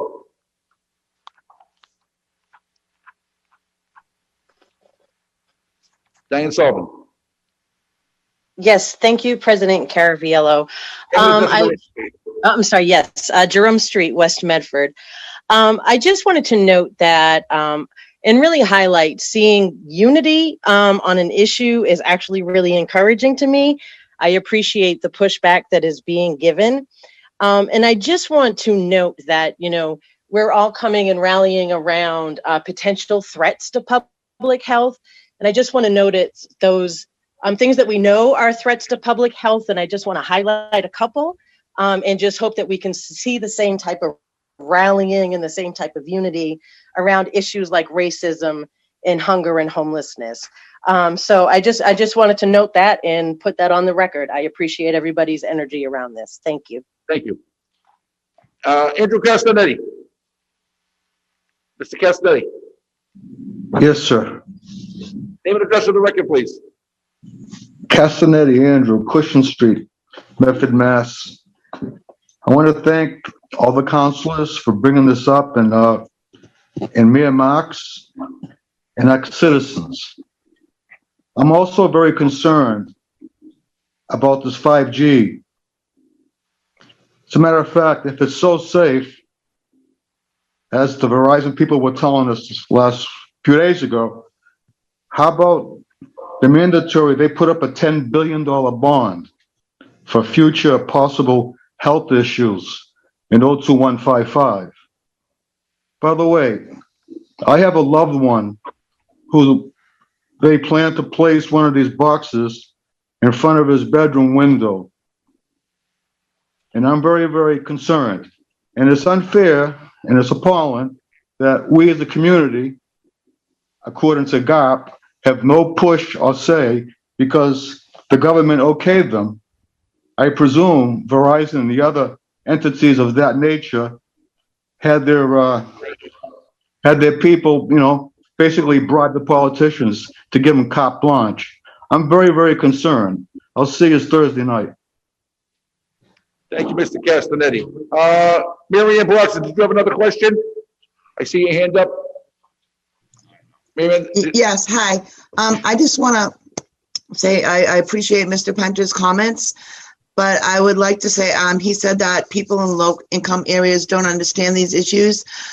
We can talk about an issue without insulting people that live in low-income areas or questioning people's intelligence based on their income status. And I would wish if, like, some council members that were sitting there when they heard that also called it out. So we can all talk about issues without bringing up people's intelligence based on their income level. Thank you. I don't think that was the intent of Mr. Penter to do that, and we apologize if we took it that way. I apologize. Mr. President, I would like to, if the young lady felt insulted, I apologize. But that's the marketing that Verizon does when they go out there. They go to the lowest socioeconomic areas because that's the ones that they feel that they can move into first. Thank you. That's what I said. Thank you. Do we have anybody else from the public in the audience that would like to speak?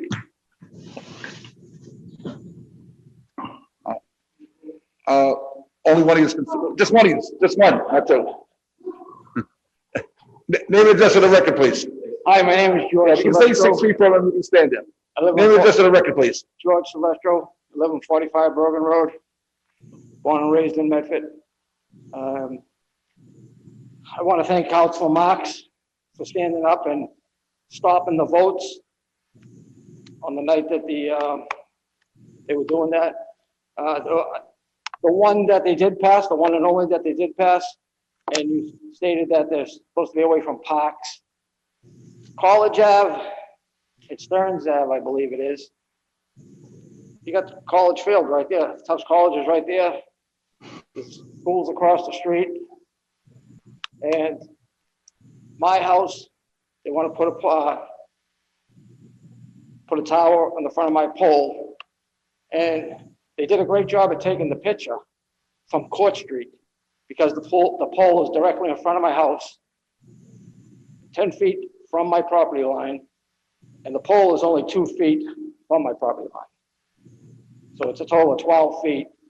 My living room, my bedroom upstairs, it's just, and not to mention, I live 20 feet from a park, Brogan Park, Hickey Park. So it doesn't even meet the criteria that they're saying. And the reason they put it there, because they said there was no room on Park Street. And I don't want to, I mean, I have friends on Park Street, but somebody in the city or somebody cut 5 trees down on Park Street. That was one of the reasons they didn't put it on Park Street. I have 4 other properties that I got notices about it. I have tenants that are also 10, 20 feet away from the house.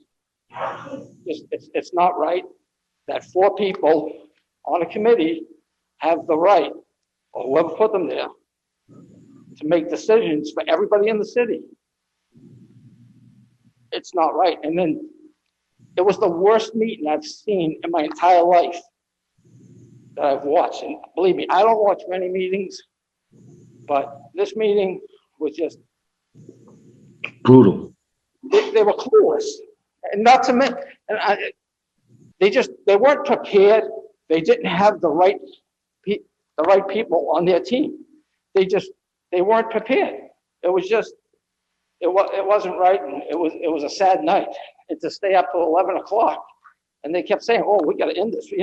Thank God, Councilor Marks got up and stopped it, or they would have voted on all 44. I know the council will do the right thing for the residents of the city. Thank you very much. Thank you, Mr. Silvestro. Dennis Kopter. Dennis? Hi, Dennis Detling Kalthofer, 120 North Street, Medford. I don't know what to add because I've already made comments in the past and I've sent emails.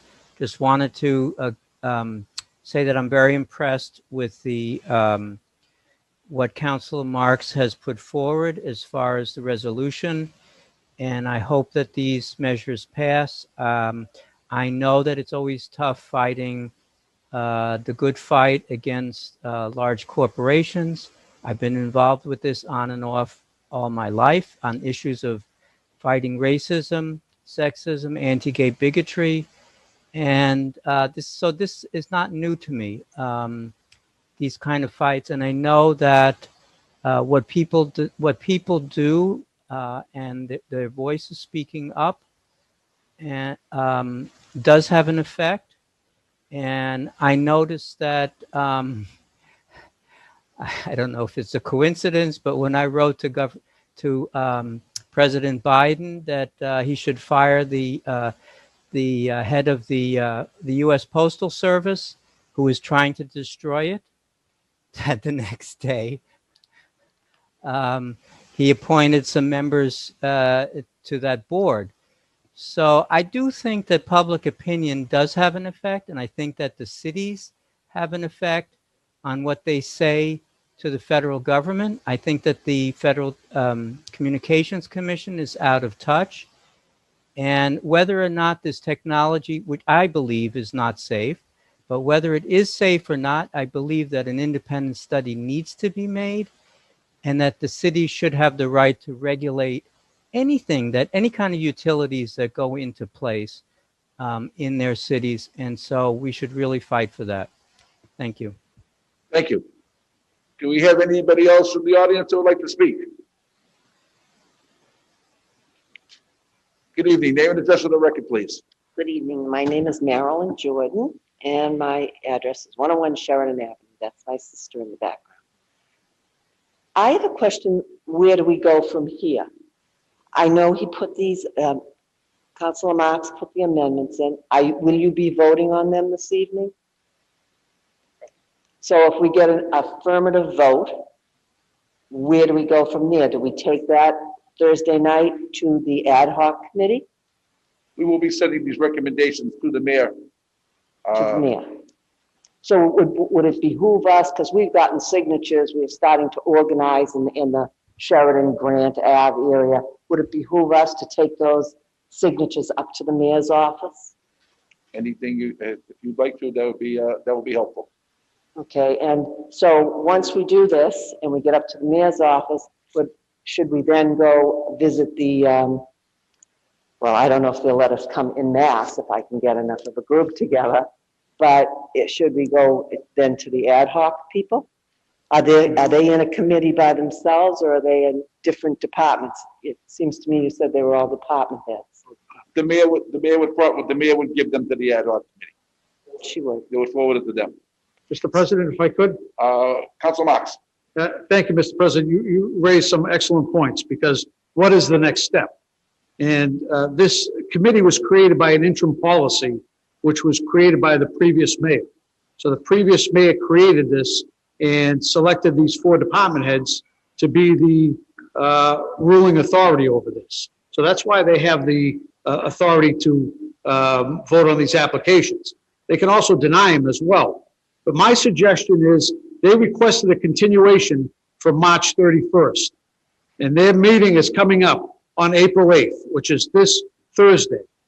I think what we have to do in order to, as you said, you have a petition, we have a number of outstanding questions that have to be answered. People in this community have the right to unite and rally around an issue. I think we have to ask Thursday night for a continuation, for them not to vote, because ultimately that's what they're meeting for. They're meeting to vote. So we have to get on that meeting Thursday night and ask them for a continuation to allow for unanswered questions to be answered, allow us to get our petitions around, give us ample opportunity. This has been 2 years, as Council Vice President Knight mentioned. Give us the opportunity to unite around this issue. Now, whatever ultimately happens, happens. But don't take this issue away from us. So I think that's what I'm going to be on Thursday night, asking them to continue the meeting once again. They have every right to do so. Verizon's not going to like that. But I think every resident that gets on that call, that should be our request. Continue the meeting to a later date, a date certain. That's what they're required to do. So they have to give a date when they're going to meet again.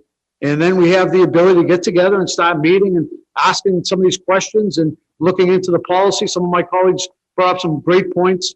We were told that night, and I think Council Morrell mentioned this, that I actually mentioned it at the meeting, whether or not if we got some changes to the interim policy, would they go into effect?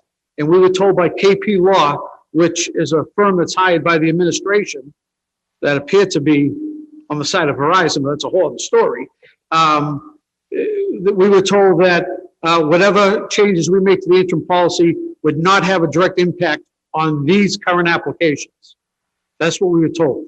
So knowing that we have to do a lot of work with the interim policy, I think the best thing to do is a continuation so we can figure out what our next steps are as a community. This is far too important. Sorry for being so long. That's okay. Does the city solicitor, has she weighed in on any of this interim policy? That if the new ones could follow under the new policy, but the old ones don't follow under the old policy? I haven't heard the city solicitor's response to that. All I heard was KP Law, which is a hired outside firm that's hired by this administration. Are the citizens of Medford paying for this hired outside firm? You better believe so. Through our tax dollars? You better believe so. And who does that firm answer to? The administration. The mayor. Okay, that answers that question. I hope she's listening. You promised us a lot, Mrs. Mayor, and you're not delivering. Thank you. Do we, any other residents would like to speak before we motion for a vote? I want to thank everyone who came up here this evening to the voice of opinion, and this is what it's about, coming here speaking your opinion. So, on the motion by On the motion by Council Max, on the motion by Vice President, Knight, seconded by Council Scarpelli. And we have, questions. We have a B paper, by Councilor Bears, and we also have a C paper by, Councilor Morel. So Councilor Knight is asking that we vote on them, on one package. Does everybody agree to that? Have to have a second. Second? Seconded by Council Marks. Okay, Mr. Clerk, please call the roll. This is to consolidate all the papers and amendments. Yes. Council Bears, Yes. Council Falco, Yes. Vice President Knight. Yes. Council Marks. Yes. Council Morel, Yes. Council Scarpelli. Yes. President Caraviallo. Yes, 7 in the affirmative, motion passes. And the motion on the original paper. Second. Seconded by Council Falco. Mr. Clerk, please call the roll. Council Bears, Yes. Council Falco, Yes. Vice President Knight. Council Marks. Yes. Council Morel, Yes. Council Scarpelli, Yes. President Caraviallo. Yes, 7 in the affirmative, motion passes. 2-1, 3-1-1, offered by Council Bears, be it resolved that the Medford City Council that we celebrate March 31st, International Transgender Day of Visibility, and show our support for our transgender neighbors and friends. Councilor Bears. Thank you, Mr. President. I put this on the agenda a little bit after the fact, but it was after actually seeing a lot of messages from trans and non-binary residents of the city, people who I'm friends with. It's been a very difficult time. There have been a lot of laws that are being put forward to the extent of even preventing, transgender youth from getting health, any help from their doctors, any healthcare services. So it was a very important day for a lot of my friends and a lot of people I know to make it clear that trans and non-binary people are here. They're here to stay and they have the rights of everybody else. So that's my intention putting this forward. And I hope my colleagues will join me in supporting this resolution. Second motion. Thank you. Council Morel. Thank you, Mr. President. I thank Councilor Bears for bringing this forward. This year marked the first time this day had a presidential proclamation, and it remains really more important than ever to celebrate and recognize transgender and non-binary people, and also acknowledge the violence and discrimination that many transgender and non-binary people, especially trans women of color and Black trans women, still face. So as Councilor Bears alluded to, I want to note that so far, and this is as of last week, according to the HRC, there are 192 anti-LGBTQ bills under consideration in state legislatures across the country at this time. And of those, 93 directly target transgender people. So this resolution is very important, and I very much support it.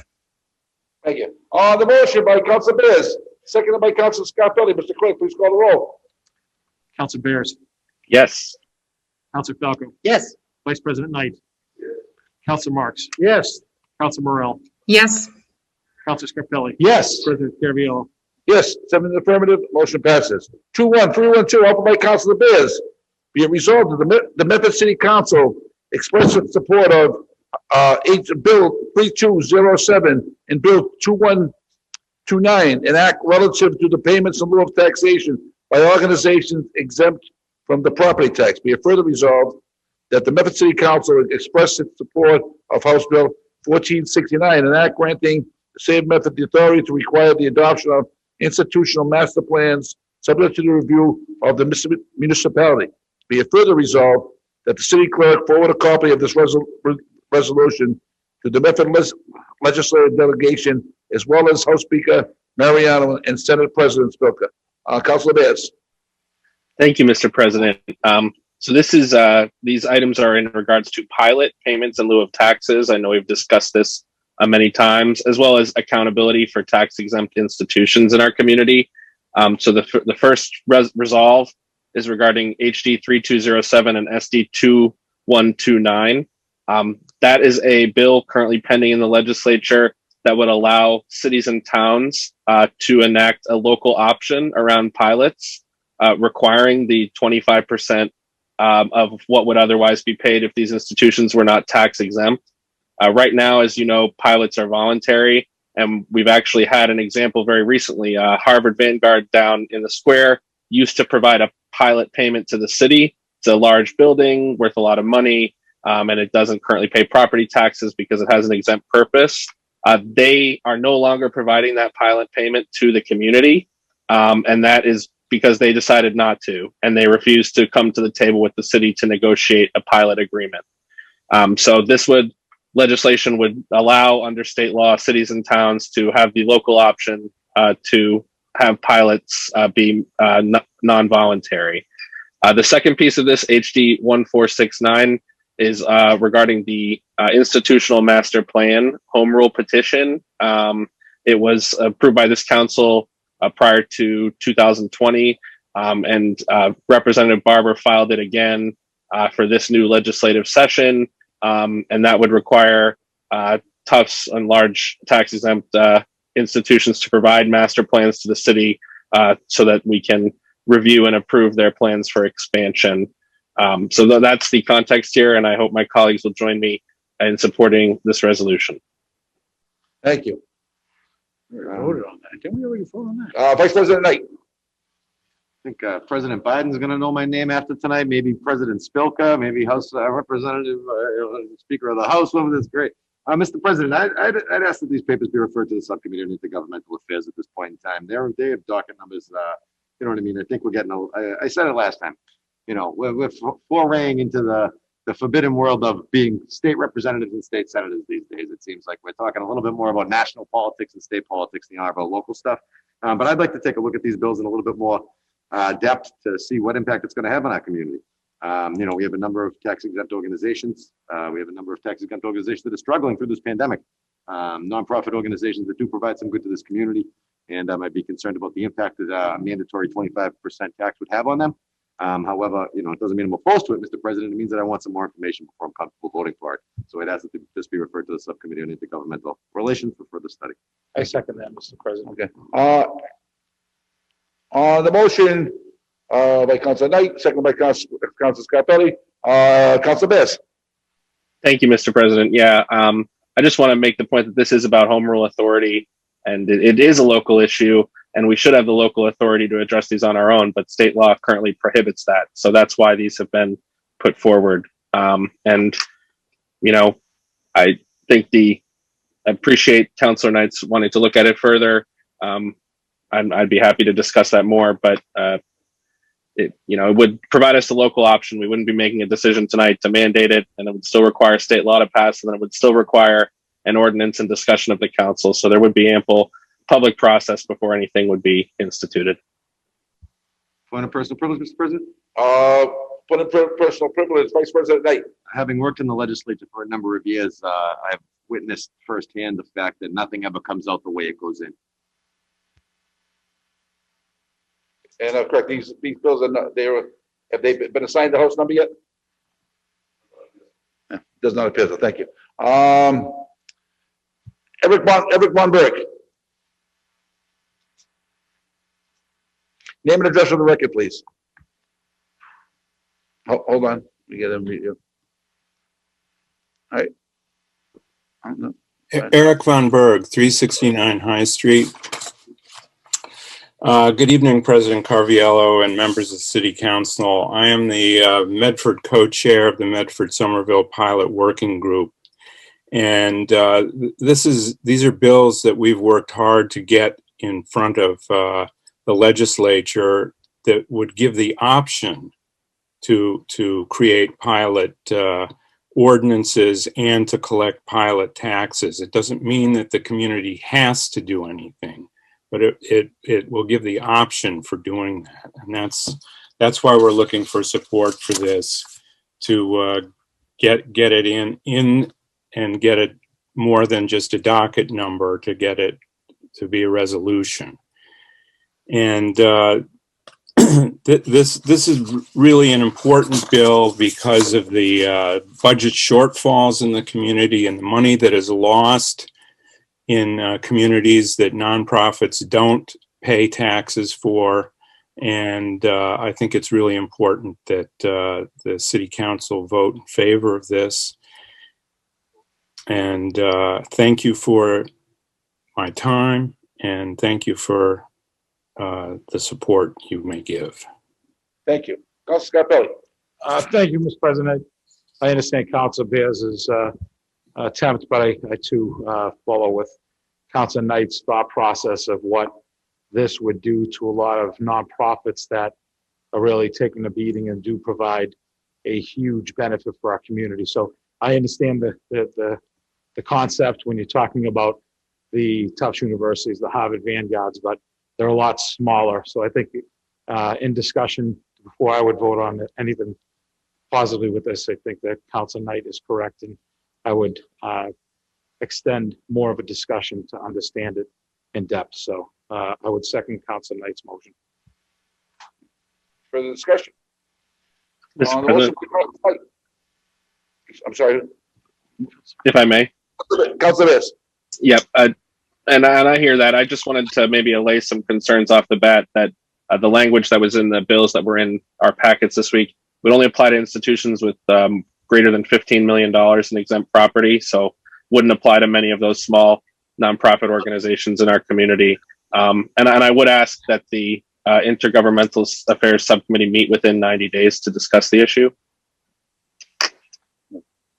Vice President Knight. The motion by Vice President Knight, as amended by Council Bears to meet within 90 days. Seconded by Council Scarpelli. Mr. Clerk, please call the roll. Council Bears. Yes. Council Falco. Yes. Vice President Knight. Council Marks. Yes. Council Morel. Yes. Council Scarpelli. Yes. President Caraviallo. Yes, 7 affirmative, motion passes. 21313, offered by Council Falco, be it resolved that the administration provide the Medford City Council with an itemized list of how the $250,000 was spent from the Clear Channel billboard agreement. Councilor Falco. Thank you, Mr. President. As budget season is quickly approaching, it is time to look at all of our various accounts to see where money is and how it's being spent, and to make sure that we finish the year in good shape and start off the next fiscal year in good shape. Back in 2010, then Mayor McGlynn signed a billboard agreement with Clear Channel. And the agreement stated that Clear Channel would make a lump payment, an impact fee payment to the city in the 11th year of the agreement, which would be fiscal year 2021, of $250,000. I came across this through some research, basically after the budget was passed. And when I asked the administration, I was told that this was not factored into the budget. And that came from the CFO. And then I was forwarded on to the Chief of Staff, Dave Rodriguez. Dave did tell me that they learned of the payment after the budget was prepared, and therefore it was not part of the budget. And at that point in time, I asked, well, how's the money being spent? And the explanation I received was that the city's current plan is to use it for one-time unanticipated costs and emergency health safety costs that cannot be covered by the CARES or FEMA. For example, let's see, there's an engineer that contacted the mayor's office in a panic that the road work at the bottom of Medford High School is scheduled to be done. This is back in August. That they didn't have enough, that the was going to be canceled due to not having necessary funds available. And the mayor was able to okay this by using these funds from that they had from the impact fee. The section of Harris Park did not have fence, which the city staff were concerned about from a safety perspective, and they were able to repair this using these funds. They used these funds for rodent control in response to complaints received throughout the community. And they also used it for road and safety pedestrian improvements around the city, particularly around the schools. So that was the plan for the funds, but as we approach the budget season, I'd like to get a full detailed listing of exactly how these funds were spent and how much was spent on each of these projects. So if we could get, so basically if I could get a detailed itemized listing of how the $250,000 was spent from the billboard agreement. If we could send that to the CFO and to the chief of staff, I'd greatly appreciate it, and I move approval. President, if I may? Vice President Knight. I'd just like to move to further amend the paper and request that we get a copy of the agreement, as well as all associated public documents that go along with the Clear Channel Billboard Mitigation Agreement pilot program. Okay. On the motion by Councilor Falco, seconded by Councilor Scarpelli, as amended by Councilor Knight. Mr. Clerk, please call the roll. Council Bears, Yes. Council Falco, Yes. Vice President Knight. Yes. Council Marks. Yes. Council Morel, Yes. Council Scarpelli, Yes. President Caraviallo. Yes, 7 in the affirmative, motion passes. 21314, offered by Councilor Falco, be it resolved that the Medford Police Department place the speed trailer at the intersection of Fells Ave and Hickory Ave in the interest of public safety. Councilor Falco. Thank you, Mr. President. It sounds like someone's been reading the agenda. I drove by yesterday and the speed trailer is there. Is there? So that has been put in place. Hopefully it's effective, and hopefully it's going to slow down traffic in that area.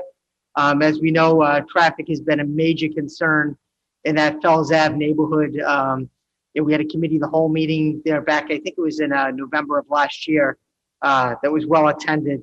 And at the conclusion of that meeting, there was going to be a follow-up committee, the whole meeting. And I would ask if you could please, if I could amend the resolution to request that we have a follow-up committee, the whole meeting, with regard to all of the safety improvements that have been made and the potential of additional improvements. I know Councilor Marks, I believe, had some amendments in a previous resolution with regard to, I think it was no through traffic, I think on particular streets, if I remember correctly. So if we could have a committee of the whole to revisit this issue, I greatly appreciate it. Thank you.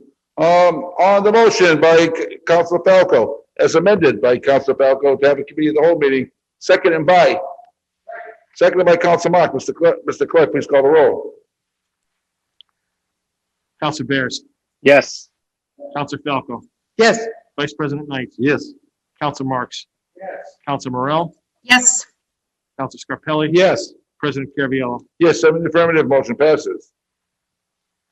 21315, offered by Councilor Falco, be it resolved that the administration provide the Medford City Council with the following information: amount spent on KP Law since the inception, budget to actuals for the accounts that pertain to KP Law invoices. Councilor Falco.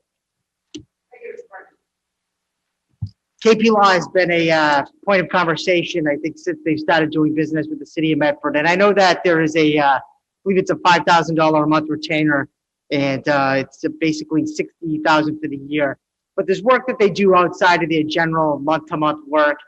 We've asked many questions about the 40B projects that they're working on. We don't tend to get too much information, but I know that they've been working on it. Basically, I think all of the 40B projects that have come about. And when I go through the detailed bills that we get from the CFO, I have not found any KP Law invoices that have come through outside of the $60,000, outside of the budget of $5,000 per month. So I've gone through, I can't find anything. And I know that various councilors have had many questions about KP Law since their inception into working with the city. So what I'd like to do is just ask that the administration give us basically a breakdown of all the invoices outside of the monthly retainer, a breakdown of all of the invoices that are that have been paid, and basically what's outstanding. It seems like, from what I can tell, they've been doing work with us for over a year, and it seems like there are no invoices. It seems like the administration hasn't received any invoices to pay. To me, that's just, it's ludicrous. I mean, what company does work, it doesn't bill the client? I mean, there should have been some sort of invoices that have come in here. And I also like to amend it further to find out where these costs been budgeted in the budget. So it just seems like KP Law, it just seems like there's a really, there's a lot of, it's a big gray area. When you look at the budget, it doesn't look like it's budgeted for, and from what I can tell, it doesn't look like there are any invoices coming in outside of the $5,000 per month appropriation that has been made. Council Falco, this is probably at least the third request for this information, and maybe the fourth. And I don't know why we can't get an answer from the administration. So again, I thank you for bringing this up again for probably at least the third or the fourth time. Again, I agree with you that law firms don't work for free. At least none that I know of. Anyways, if you find one, let me know. Well, I mean, we're coming into budget season. This is important information. We need to know this. This is vital. We need to know this. We need to know how much we're paying them, what's outstanding. I still don't, I don't understand how a law firm does work and doesn't bill the client. It doesn't make any sense to me. Vice President Knight. Mr. President, I share Councilor Falco's concerns wholeheartedly. As a matter of fact, this is a topic that I've brought up in the past as well. And when we look at this month's warrant article, this previous month's warrant articles, we'll see that we've received 7 bills of $5,000 to the tune of $30K, Mr. President, for what is labeled as, I'm sorry, 30K. Monthly legal retainer, it says, monthly legal retainer. So 6 months, monthly legal retainer. And this is being paid, Mr. President, out of the professional services legal line item. Now, if we go to the previous year's budget, we'll see in the previous year's budget, underneath the law department, if we look for professional and technical services other, that line item was funded at $1,500. Now, my assumption, Mr. President, is that this line item was not approved in the next year's budget at an amount that would be 400 or 500 times that amount.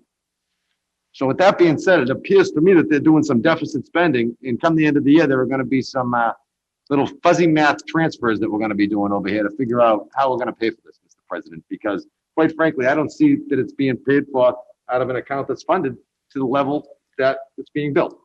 So with that being said, I thank my council colleague and I support his resolution and I second it. Thank you. The motion by Councilor Falco, seconded by Councilor Knight, as amended by Councilor Falco. Mr. Clerk, please call the roll. Councilor Bears. Yes. Councilor Falco. Yes. Vice President Knight. Yes. Councilor Marks. Yes. Councilor Morel. Yes. Councilor Scarpelli. Yes. President Caraviallo. Yes, 7 in the affirmative, motion passes.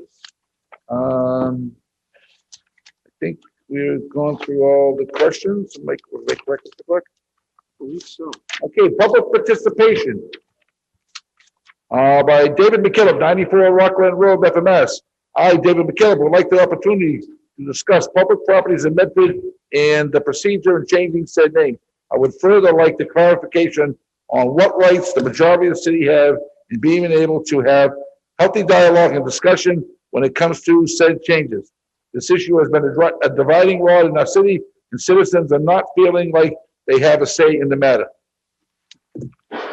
Name and address of the record, please. Good evening, David McKillop, 94 Rock Glen Road. Thank you for coming in. I want to say thank you for allowing me to have the opportunity to speak on this situation. And the only reason why I'm here right now is because there's a large majority of people that I've spoken to and that really were working really hard to have their voices heard with an issue reference the changes in names of certain buildings in the city of Medford. And to understand why we're here today, in fact, I was just kind of listening to everything, and it was encouraging to see how unified we all got behind the 5G situation. And I hope that, you know, somewhere along the line, we can get unified in many other areas in the city. And it's unfortunate that we can unify on one situation and then divide in another situation. And that's where we're at right now with this process. The reason why I'm here is to talk a little bit about a recent change and the way it went down in June 6th. There was a decision and a vote that one of the buildings in Medford would be changed to the name. And it was kind of, the way the process went was people felt like they weren't heard. People felt they didn't even have the opportunity to speak. And even in the patch, I know that it was the final hour that it was presented on the patch that there was the opportunity for people to speak in a meeting for this change. And then about 2 or 3 weeks ago, we had the opportunity again to speak. I spoke on a Monday night and really tried to kind of tug at the sympathy and the respect of the people that feel disenfranchised. And the reason why they feel disenfranchised, and please indulge me in a little bit of a history lesson, and I'm sure some of you know this, why the heck is a guy with the name McKillop even interested in this? Well, my mom's maiden name is Joanne Camilla Labasi, so I'm just as interested in what's going on as anyone else that's interested in this. Columbus. It is something that is of historic significance for not just the name and not just the person, but for the reason behind it.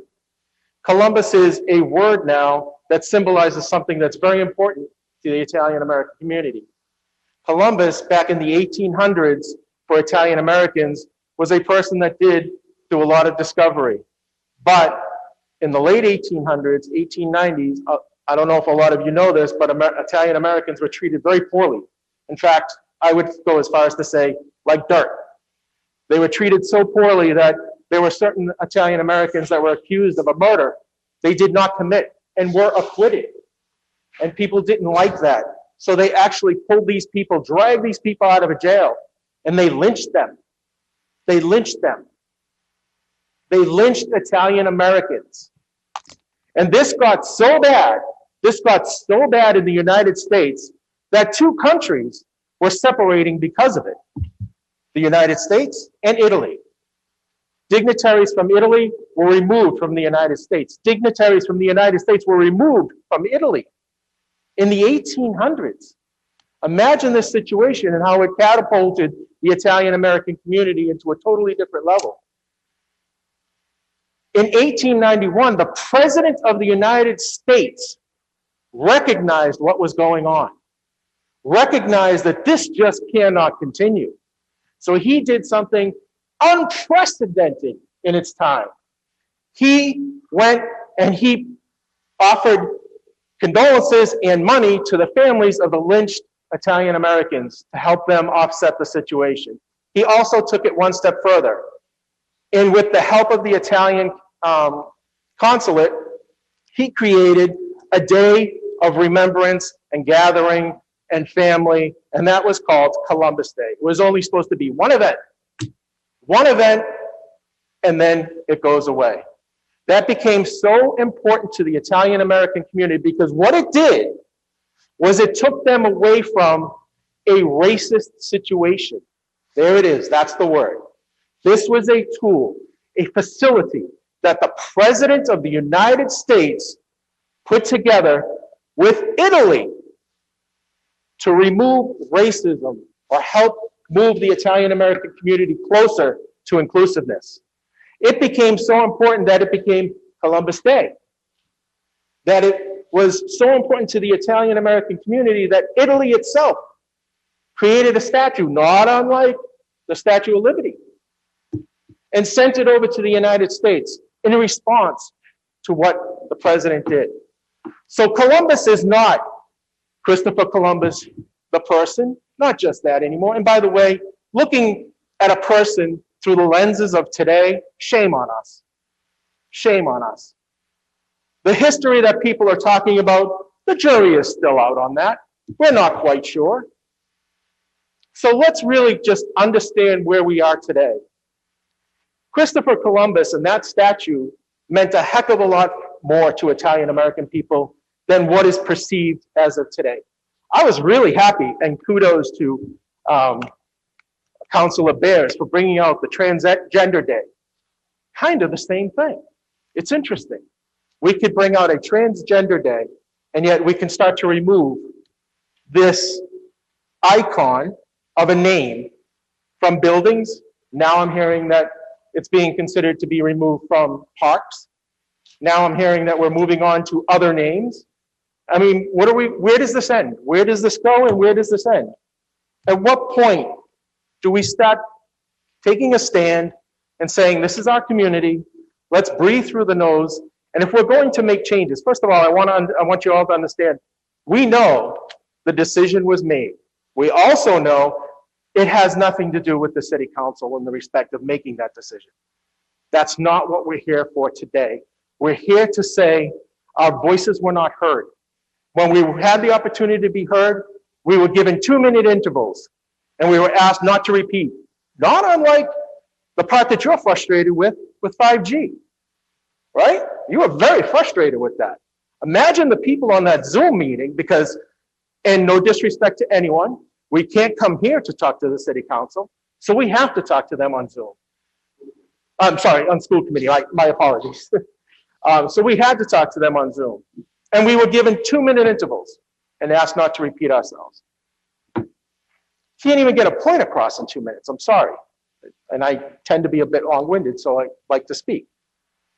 So that's the reason why I'm here today, to let the city council know there is a group of disenfranchised people in the city of Medford.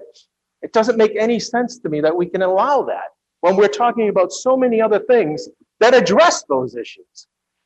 So we need to work together. We need to come together. We need to start getting back to the gravity zero center of this city and stop extreming everything that we do. This is a dividing rod for this city. It's appalling that it's happened. And when we have elected officials saying, I don't care how many people say they don't want it changed, it will be changed. That is a sign that this city is coming apart.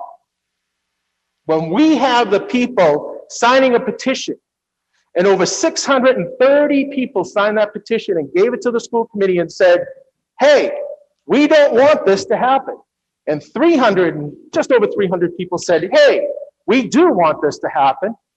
Common mathematics say 2/3 of the people do not want it to happen. When does this stop? Where do we go from here? And if we can't communicate here, then where? If we can't communicate now, then when? And if we can't communicate to them, and we can't communicate to you, then who? And this is where we're at today. So pardon me if I'm a little upset about this. This was something that was, in my eyes, swept completely under the rug. It's a done deal, and now they're putting together a committee to name this building. I'm sorry, but if you read the bylaws of that committee rules, if you don't agree with them, you're out. What kind of a committee is that? Where are we at? We need your help. We need your guidance. We need some understanding. Where is this city going and what is happening? And this is not going to stop with just the school. It's going to be a park. It's going to be a street. It's going to be anything else. And let's take it one step further. Anybody in the United States who had done wrong things in their life, paid the price, went to jail, got accosted, and then turned their life around and did good things, what will history look at them like?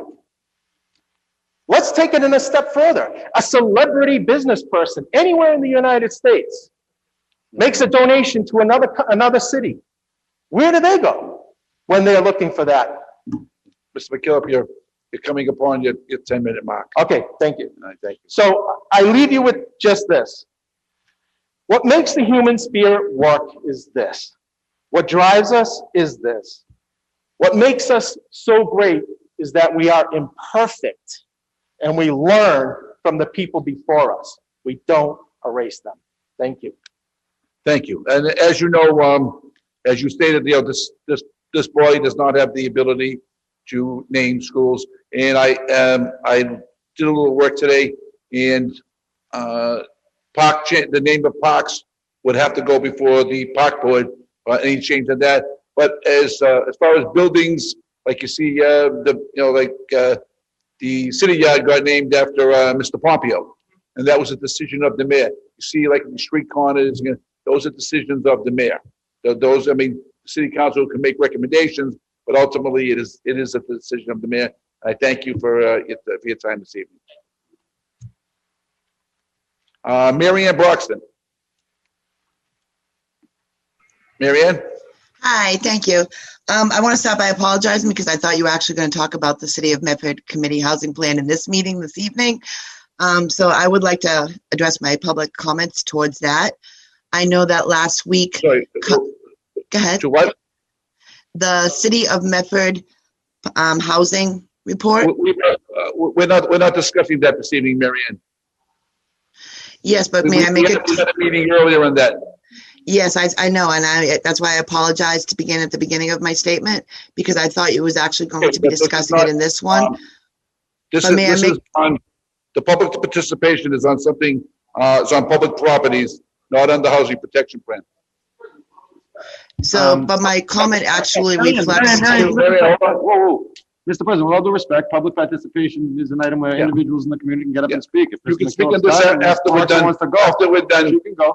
After we're done speaking on this issue, if you'd like to speak on the housing protection plan, that'll be later in the evening, after we finish this discussion. Okay, thank you. Come back. Point of information, Mr. It's not even a discussion. It's public participation. The individuals come up and they say their piece. And We're speaking they on go. this particular issue at the moment. She can come back and speak on that I after. would say though that this isn't the appropriate forum to debate the, ongoing, legacy of Christopher Columbus. That's not what we're here for. Name it just for the record, please. Anthony D'Antonio, 24 Hicks Avenue. This is a very contentious issue with me. Columbus Park, Columbus School, South Medford neighborhood where it exists, is very special to many, many, many Italian Americans, Irish Americans, Russians, and so on and so forth, because that was the neighborhood. The Columbus was not just a school, it was a family. Okay?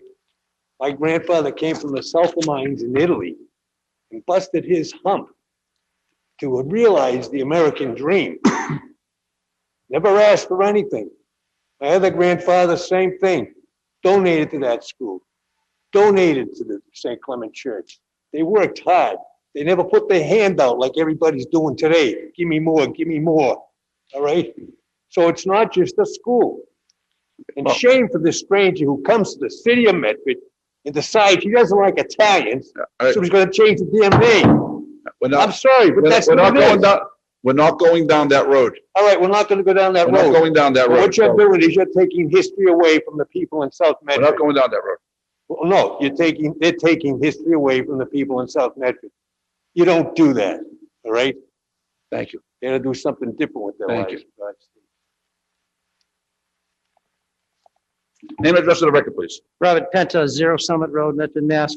Just a quick follow-up. Dave McKillop brings up a good point as it related how Italians were treated. Because if you go into some of the social media here in Medford, they do take a swipe at Italians. And I resent that very much, whether I'm Italian American or whether you're Irish American, no matter what it might be. And if anybody really needs to know, of all the immigrants that came into this country, it was the early Italian Catholics who came into this country as immigrants, and they struggled to make their way. And they were hostilely treated throughout the entire United States. In 1785, they wanted to build a church in Manhattan, New York. This goes back a little bit in history here. And St. Peter's Church, which was the heart of where the Catholics made their proposal to build their church. But the pushback was from the people at that time, they feared the papacy and the sinister foreign influences that was forced upon them to relocate outside the city limits. And on December 24th, in 1806, 2 decades after the church was built, on Christmas Eve, there was an enormous, how can you say, meltdown at the church because people just didn't like what was going on. Resulting from that, on Christmas Eve, there was a protest in which dozens of people were injured and a policeman was killed. That's the sad part about the early part of immigration as it relates to the Italians here in this country. And then as Councilor McKillop, Mr. McKillop alluded to, on March 14th, 1891, the biggest lynching then and now in the United States of America was against the 11 Italians, falsely accused and acquitted in a court of law of killing a police chief.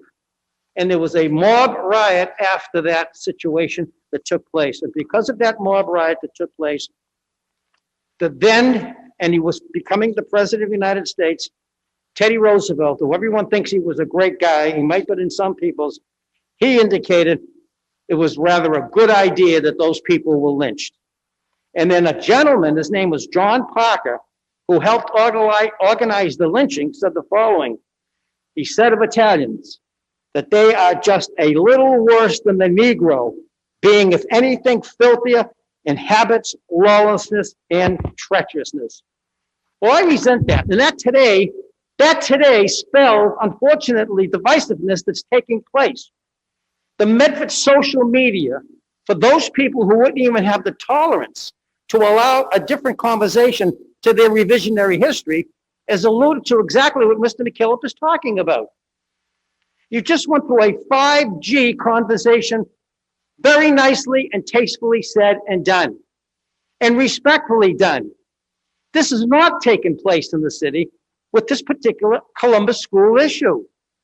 You have a former principal, Marie Rizzo, who wrote a very fine letter to the mayor and every school committee person on her thoughts about that name change, and she did not get one response as of last Sunday. That's total disrespect to a woman who spent over 42 years as an educator here in the city of Medford. And if we look at the history of the Columbus School, it goes back to September 6, 1929, in the Medford Mercury, where the story goes, it was because of the neighborhood people who got together and raised money for the school, that's the reason why the then school committee changed the name from the Mystic School to the Columbus School, because they were of Italian-American descent. The Medford School Committee and the mayor ought to be ashamed of themselves for not only entertaining this, but now they want to have an intermediary next month before school starts, change the name 1 month ahead of time, and then go into making a final change.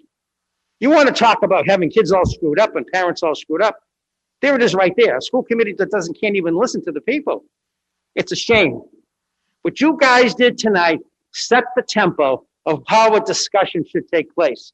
The school committee has lost that ability. And they've let one person, an out-of-towner, come here from 2 years ago to take over and move an issue. I didn't mention his name.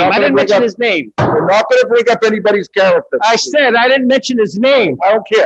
He's an out-of-towner. He came into the community and he changed. I'll shut you off. You can't shut me up. I didn't mention his name, Rick. I'm asking you to be polite here. Just get with it. Don't be afraid of the truth, Rick. And this is what's happening. This is the truth, okay? I'm asking you to be polite here. I am being polite. I'm telling you about the school committee. Point of information. I'm telling you about the school committee. The school committee. Point of information. Mr. President, with all due respect, the reason that we created public participation and adjusted it this way was so that councilors and citizens wouldn't get into debates. I think that the whole idea is that we're going to sit back, let him say what he's going to say, and then let's move on, because I don't think anybody behind this rail is really interested in having a discussion about whether or not the school committee made the right decision or not, quite frankly. I think we all have our own opinion on it, but it's not within the purview of this body. Why would the purview of this group? And I feel as though it's nothing more than a dog whistle, Mr. President, at this point in time. Thank you, Councilor Knight. Okay, thank you. So what I just concluding to say, as Councilor Knight has alluded to, they come here to say whatever our opinion is. And I think the 5G issue basically said the whole story. You had the opportunity to hear it. You knew it took place on March 31st. You're not going to hopefully have the same thing on Thursday night. And all I'm saying, and I think as my two predecessors who came here to speak, was what's taking place on the school committee does not represent the best interests of the city of Medford. Thank you. Thank you.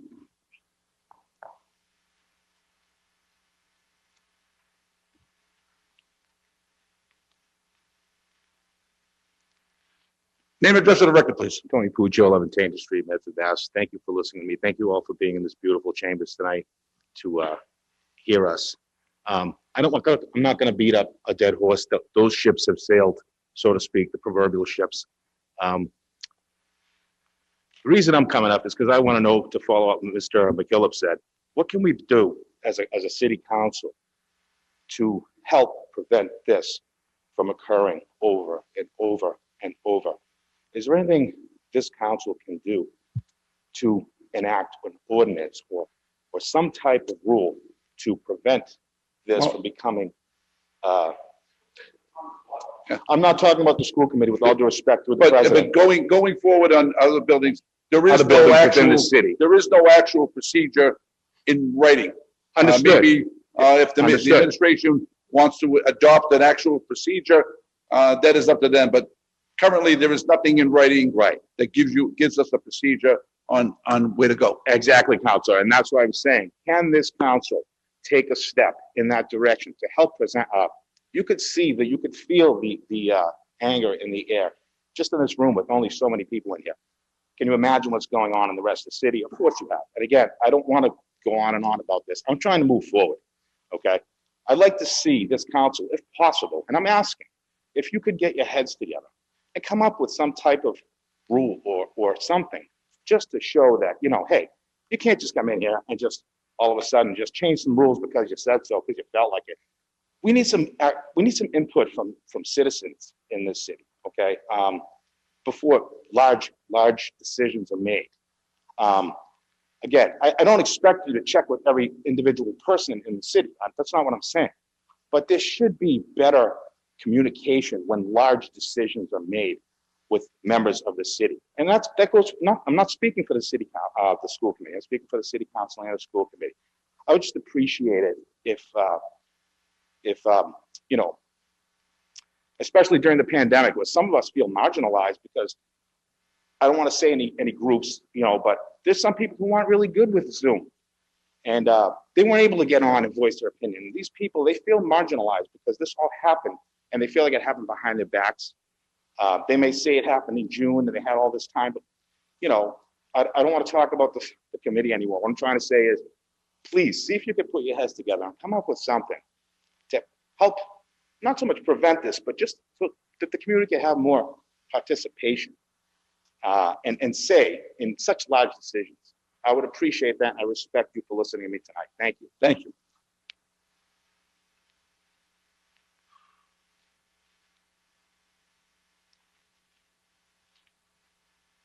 Name and address for the record, please. Andrew Castanetti, 101 Main Street, temporarily under doctor's care, I hope. Excuse me, what is that address? 101 Main Street. Doctors. If you can give your proper address, it would be appreciated. Andrew. I'm at Cushion and 101 Main. Did you miss me? I We always think so. missed you. I didn't think so. We miss you. Not here. Not for a year. Not for a year. Anyways, it's nice to see most of you back in the City Hall chambers, taking care of the people's business and not hide in your Corona basements. I did not write up anything. I guess this time it's very personal. Columbus, he's a big one. And I've been to the old country 12 times, even though I was born in Cambridge, Massachusetts. There's good and bad in every race, creed, religion, including cops and politicians. I want to commend David McKillop for having the courage to come forth and bring this issue before us. The only guy that had more courage, and he had more courage than everyone in this city, 57,000 people, was Christopher Columbus himself, who wanted to prove the world was round, and no one in Europe believed him, except for maybe some of the Knights Templars. And he would have proved it if he wasn't blocked by the two continents. The English were here first, after the Indians were here originally. I understand. And then the discrimination started from day one. As the Irish knew, they need not apply for a job. The Italians, they went through hell. They're still being discriminated against today. I have proof, personal.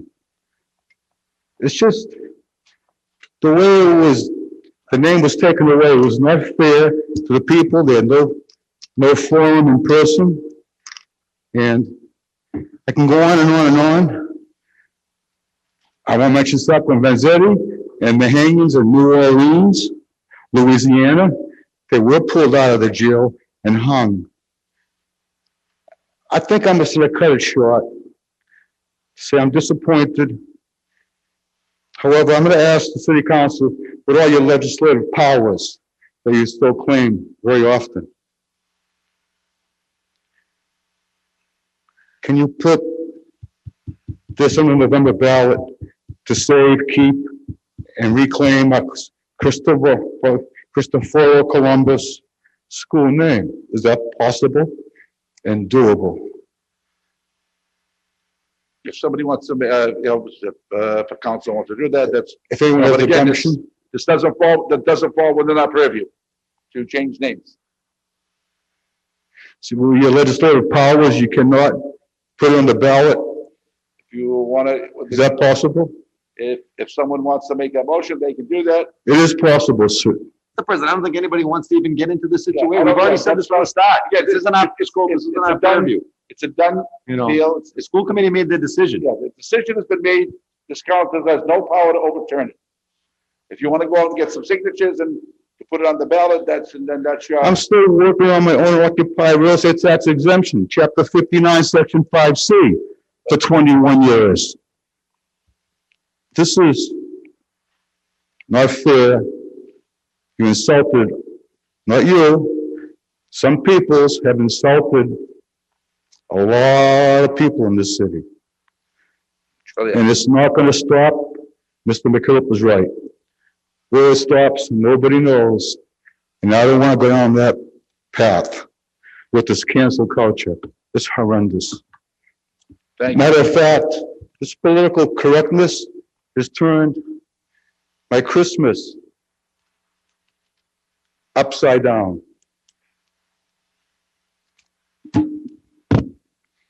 Thank you, Andrew. Mr. President? We have one more person here, Council Marks. We have Marion Broxton would like to speak. On this? No. I'd like to speak on this. Mr. Okay, I'm sorry. Council Marks. Thank you, Mr. President, and I want to thank the speakers for coming up tonight. This has always been an open forum for anyone that would like to come up and vent their concerns, Mr. President, and that should never, ever, ever change. Whether I agree or disagree, everyone has the right to come up here or on Zoom and express their thoughts and opinions. And we should never, never take that right away. In my opinion, I've been in government 26 years now.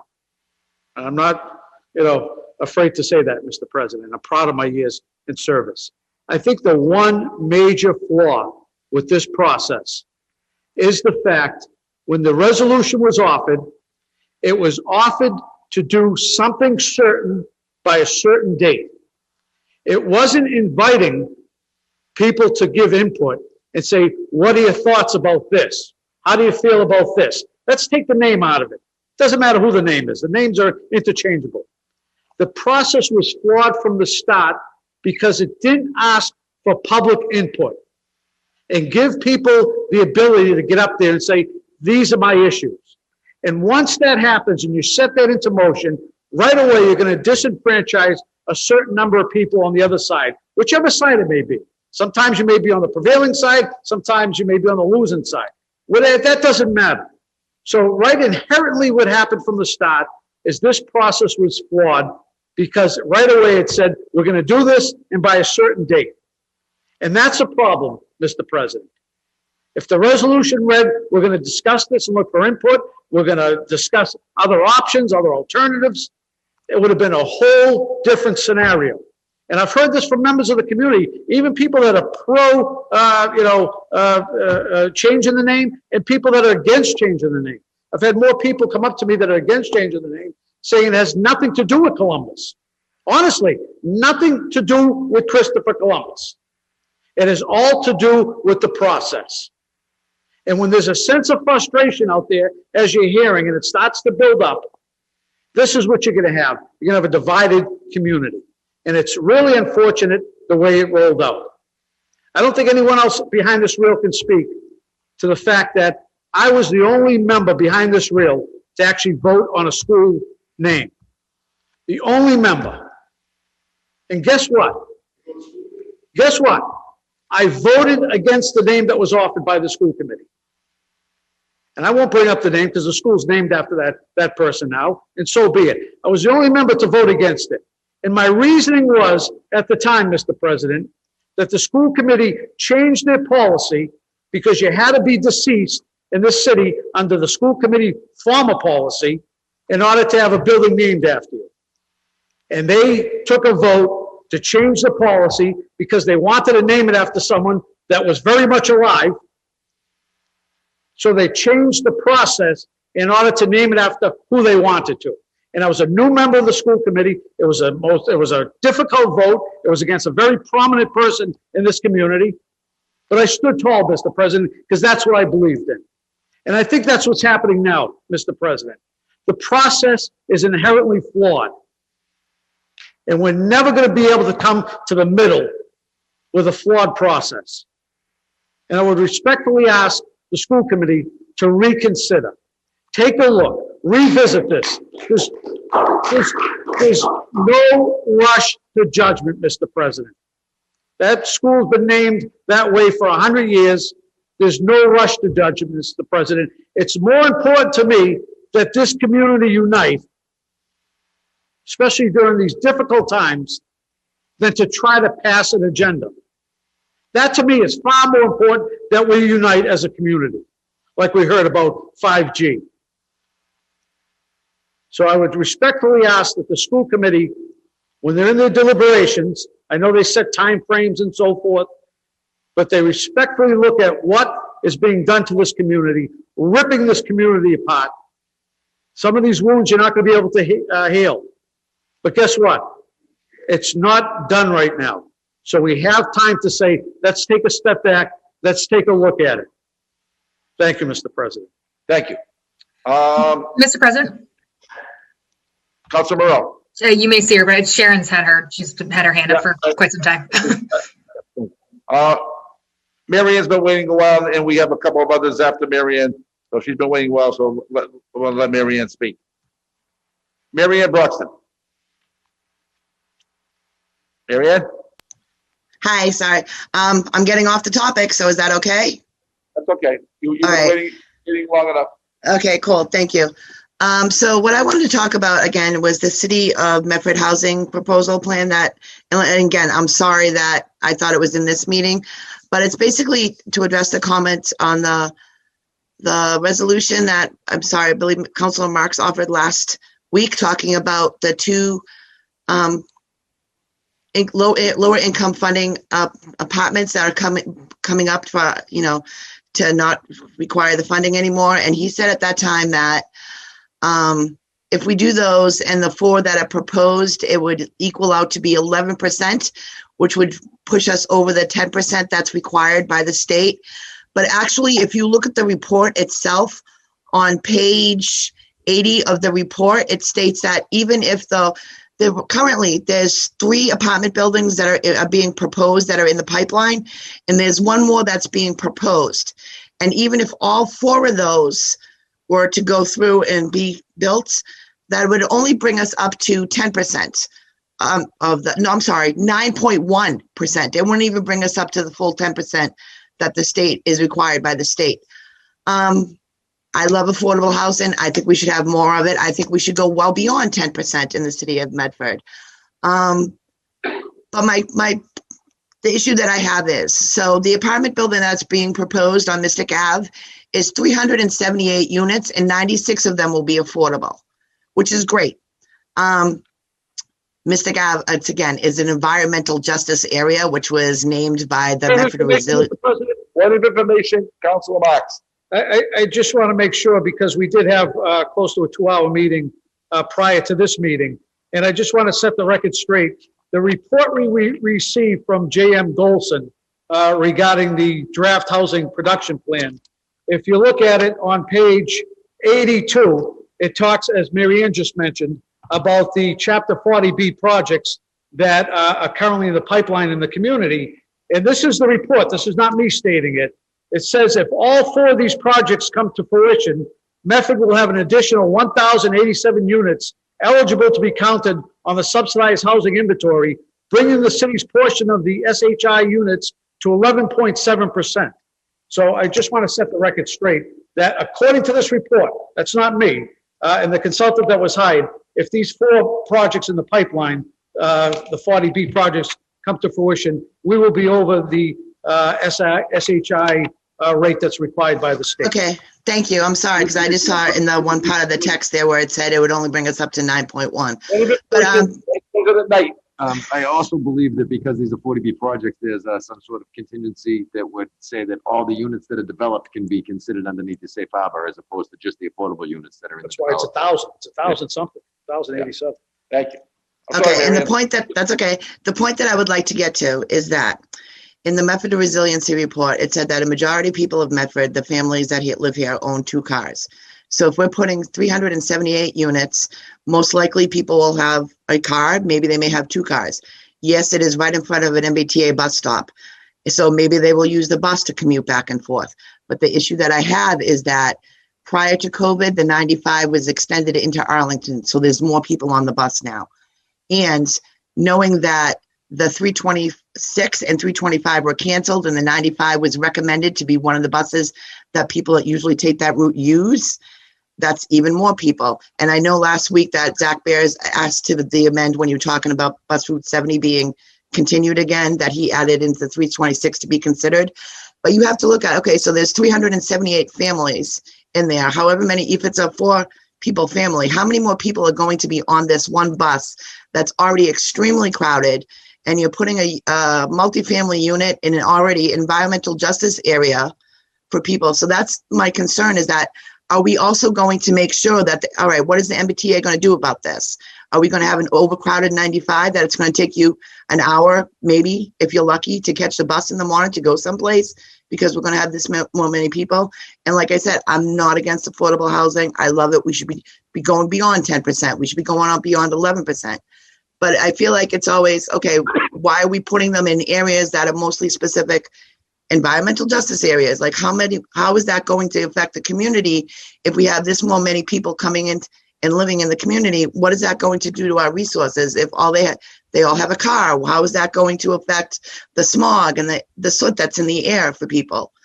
You know, so are we thinking about this, or what is going to be done to make up for this, to compensate for that, for the people that live here now? And I'm not trying to sound nativist, saying like, well, we don't want this houses, or we don't want more people here. But what are we going to do to make sure that people that are already taking this bus in a low income area that may not have a car themselves will not be pushed out of it, because we're having the people from Arlington also on the 95, people from 326 already on the 95, and then 378 units added to that bus route. Thank you, Marion. Mr. President? Councilor Marks. Just if I could, just to clarify, the city of Medford is not dictating where these 40B projects are going to go. What happens is, because we don't meet the 10% threshold, which is required by state statute, they're able to come in under 40B, which allows them to circumvent state law.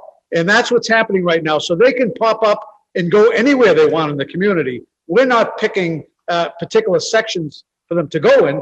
This is what is allowed under state statute 40B. Thank you, Mr. President. Thank you. Marianne, you finished? Marianne? Thank you, Marianne. No, I'm sorry. I was having trouble on the loop. So so basically my question is, so what are you going to do to make sure that people that take this bus every day will not be having to wait an hour or be able to be crammed on a bus that's already crowded in the morning? Will you work with the MTA, make sure that more is there? Councilor Knight. Mr. President, a couple things. Number one, the MBTA determines the level of service, and the level of service for our bus community is based upon ridership. So if there's ridership, then the bus services should increase in a perfect world. The MBTA gives us a very large assessment, and that assessment is based upon the services that we deliver to this community, number one. Number two, when it comes down to where the development comes to, like Councilor Marks said, property owner petitions the city for a comprehensive permit under Chapter 40B. They petition the city for a comprehensive permit under Chapter 40B. It bypasses local zoning. You know, so if the concern is how many people are going to be riding the bus, ridership drives the level of service. at the MBTA. And I think that the city clerk, having been the former chief of staff, they can probably confirm that.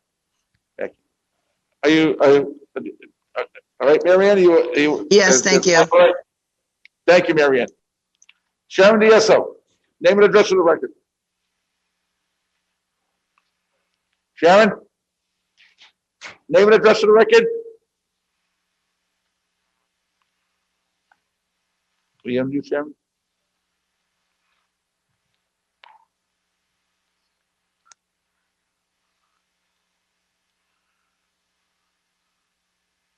Sharon? Are you there? All right, we'll move on. Kelly Catalo. Name and address for the record, please.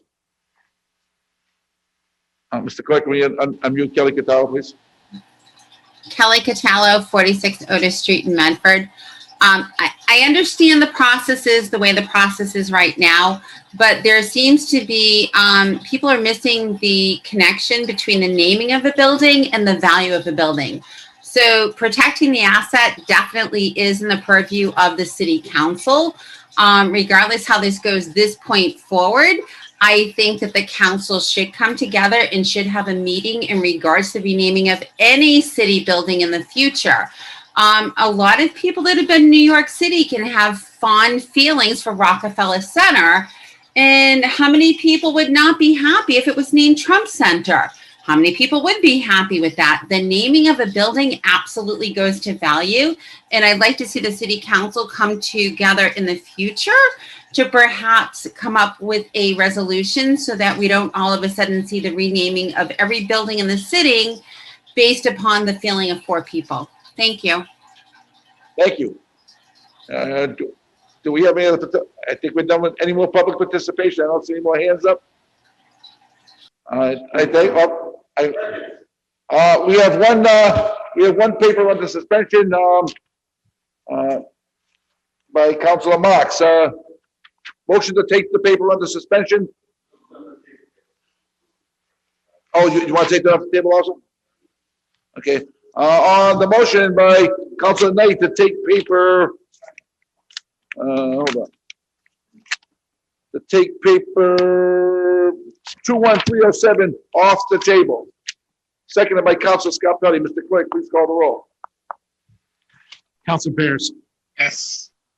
Council Falco. Yes. Vice President Knight. Yes. Council Marks. Yes. Council Morel. Yes. Council Scarpelli. Yes. President Carviallo. Yes, 7 in the affirmative, motion passes. 21307 offered by Councilor Knight, Councilor Scarpelli, and Councilor Falco. Be it resolved, the Medford City Council sends its deep and sincere condolences to the family of Alan McDougal on his recent passing. Vice President Knight. Mr. President, thank you very much for allowing me a moment to remember my friend Al McDougal. I first met Al as a freshman in high school trying out for the football team, and Al was our freshman football coach. And I went on to play lacrosse that spring, and Al was our freshman lacrosse coach as well. And over those years, since my freshman year in high school, I've been able to develop a great relationship with Al. He was a dear friend. He was very committed to American Legion Post 45 and the fundraising efforts and the volunteer and charity work that they do up there. He was a Verizon employee that worked at Verizon for a number of years. But most importantly, Mr. President, he was one of those guys that would sweat blue and white. He was a Medford Mustang through and through. He was captain of the last Medford High School football team that won the Greater Boston League championship. And just recently, he passed away while in the line of duty working for Verizon. So, Mr. President, I'm asking that my council colleagues join in expressing their deep and sincere condolences to the family of McDougal, of Alan McDougal. He was someone that certainly made a difference here in this community, certainly someone that touched the lives of many youth in this community, and certainly someone that has a legacy that deserves to be remembered. So with that being said, Mr. President, I rest my case and ask my council colleagues to support the resolve. Thank you, Vice President. Councilor Scarpelli. Thank you, Council Knight. Thank you, Council President. It's a sad day when we have to talk about the passing of a true legend. Alan McDougal meant a lot to a lot of people, and you could see that by the outpouring of condolences toward his friends and his ceremony last week, and just celebrating his life and just knowing him. Yeah, Alan was a true definition of blue and white flowing through the veins. I know Mr. Kelly when he brought that to Medford, there was one person that stood up and followed that and then pushed that along to everybody else to make sure everybody knew what that meant. It's just not a statement of words, but it's a way of life. And it's sad because I think that if people loved Medford the way Alan loved Medford, a lot of the issues we have today wouldn't be issues. And when you have that much passion, that much love, and that much respect for the blue and white, for the city of Medford, for what it stood and what it stands for, Alan was that true leader to do that. Whether it be on the football field or whether it's coaching with him when we were coaching, he was coaching football, I was coaching soccer. Alan was this big posing figure that would scare most people. And I still remember Alan in high school, the typical, walked around as a typical jock and angry, you get so nervous as a young kid. But I'll never forget Alan's demeanor and how he would just walk up to you and make you feel welcomed. And it took away so many of those stereotypical thoughts of what high school was all about. The big captain of the football team and how he was supposed to respond to younger kids. But Alan didn't do anything that we were told was going to happen when we were kids. He was a kid that brought people in and gave them a lesson in how to love Medford and be a Mustang. And I've said this way too often too lately, is who's going to pick up that baton. When people like Alan McDougall leave us, who is going to be the next person to pick up that baton? And I hope as we move forward, I know that his friends,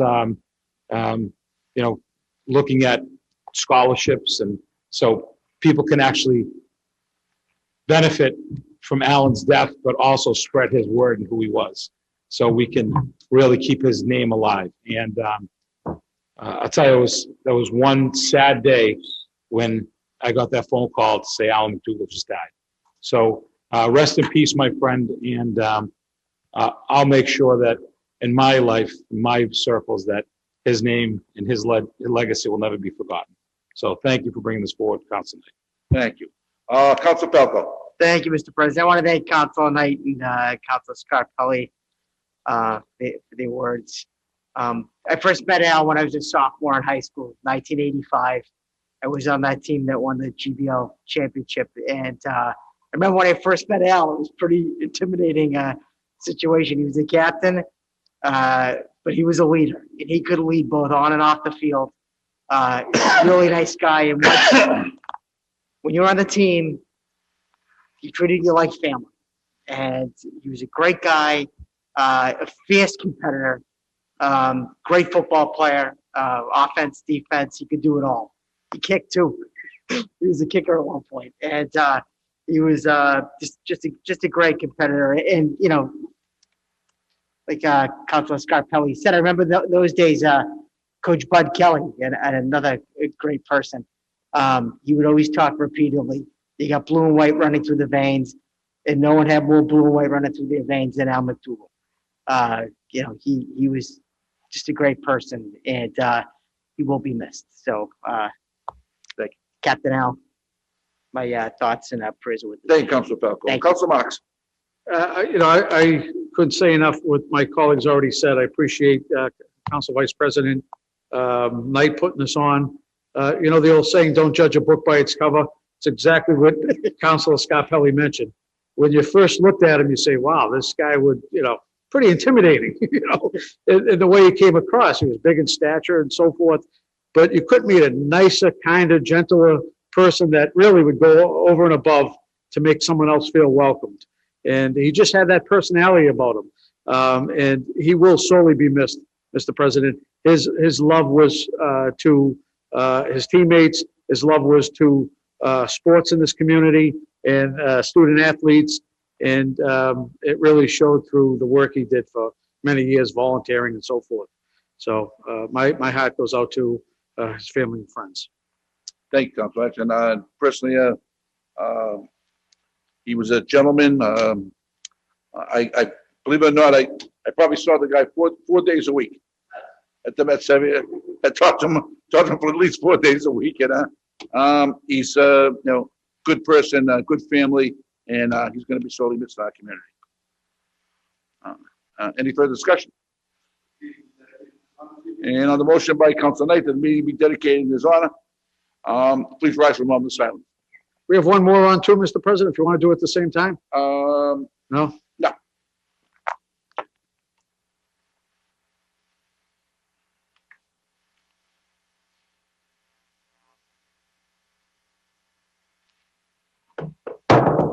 Mr. Clerk, please call the roll. Council Bears. Yes. Council Falco. Yes. Vice President Knight. Yes. Council Marks. Yes. Council Morel. Yes. Council Scarpelli. Yes. President Caraviallo. Yes, 7 in the affirmative, motion passes. Offered by Council Marks.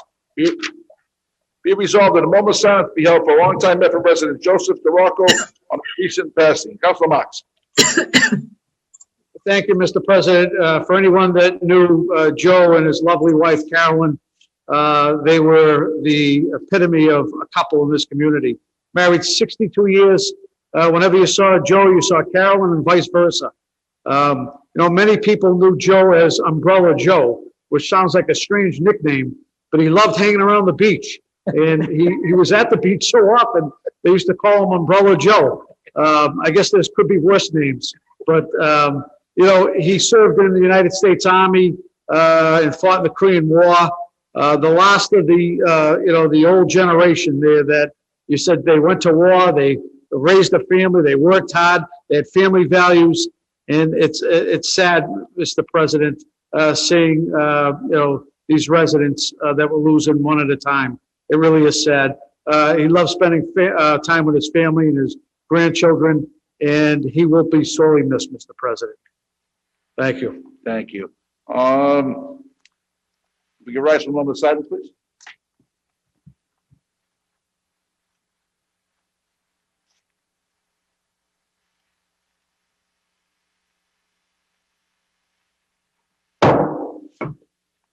On the motion by Council Marks, seconded by Council Scarpelli. Mr. Clerk, please call the roll. Council Bears. Yes. Council Falco. Vice President Knight. Yes. Council Marks. Yes. Council Morel. Yes.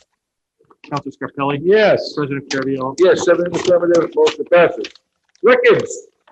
The table records of March 23rd will pass to Councilor Marks. Councilor Marks, how did you find those tabled records? I review the records, Mr. President, find them to be in order and move approval. The motion by Councilor Marks, seconded by Vice President Knight. Mr. Clerk, please call the roll. Council Bears. Yes.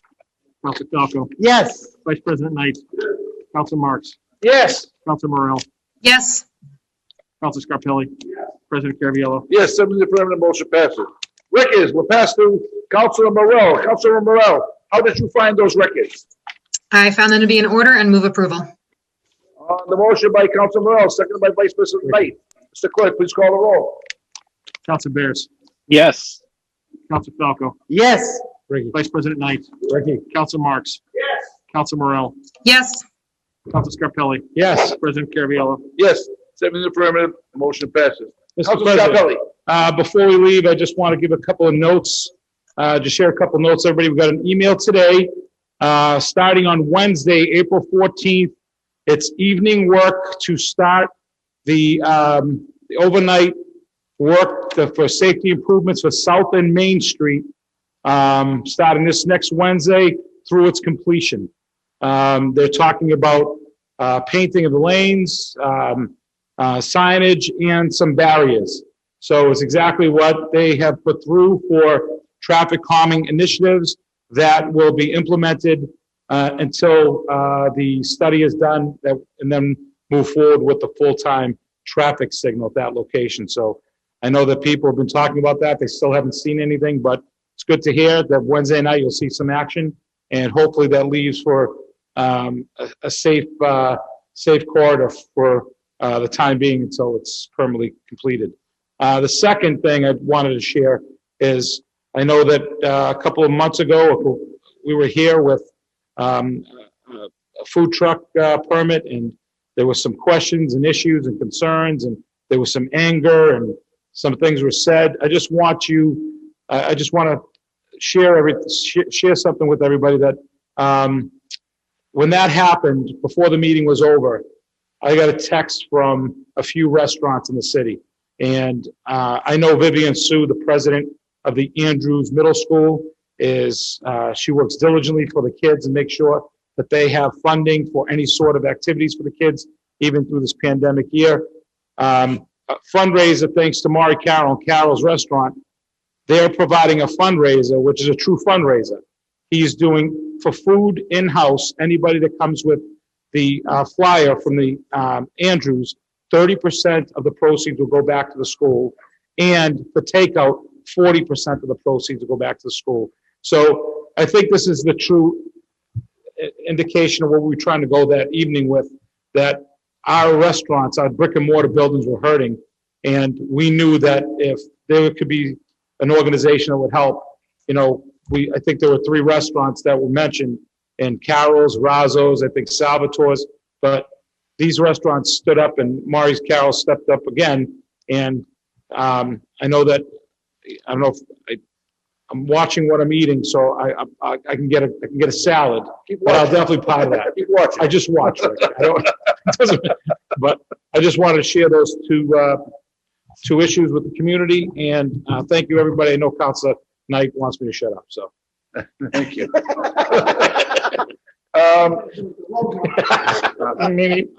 Motion to adjourn. On the motion by Councilor Knight to adjourn, seconded by Councilor Scarpelli. Mr. Clerk, please call the roll. Councilor Bears, Yes. Councilor Falco. Vice President Knight. Councilor Marks. Yes. Councilor Morel. Yes. Councilor Scarpelli. President Caraviallo. Yes. 7 in the affirmative, motion passes. Meeting adjourned.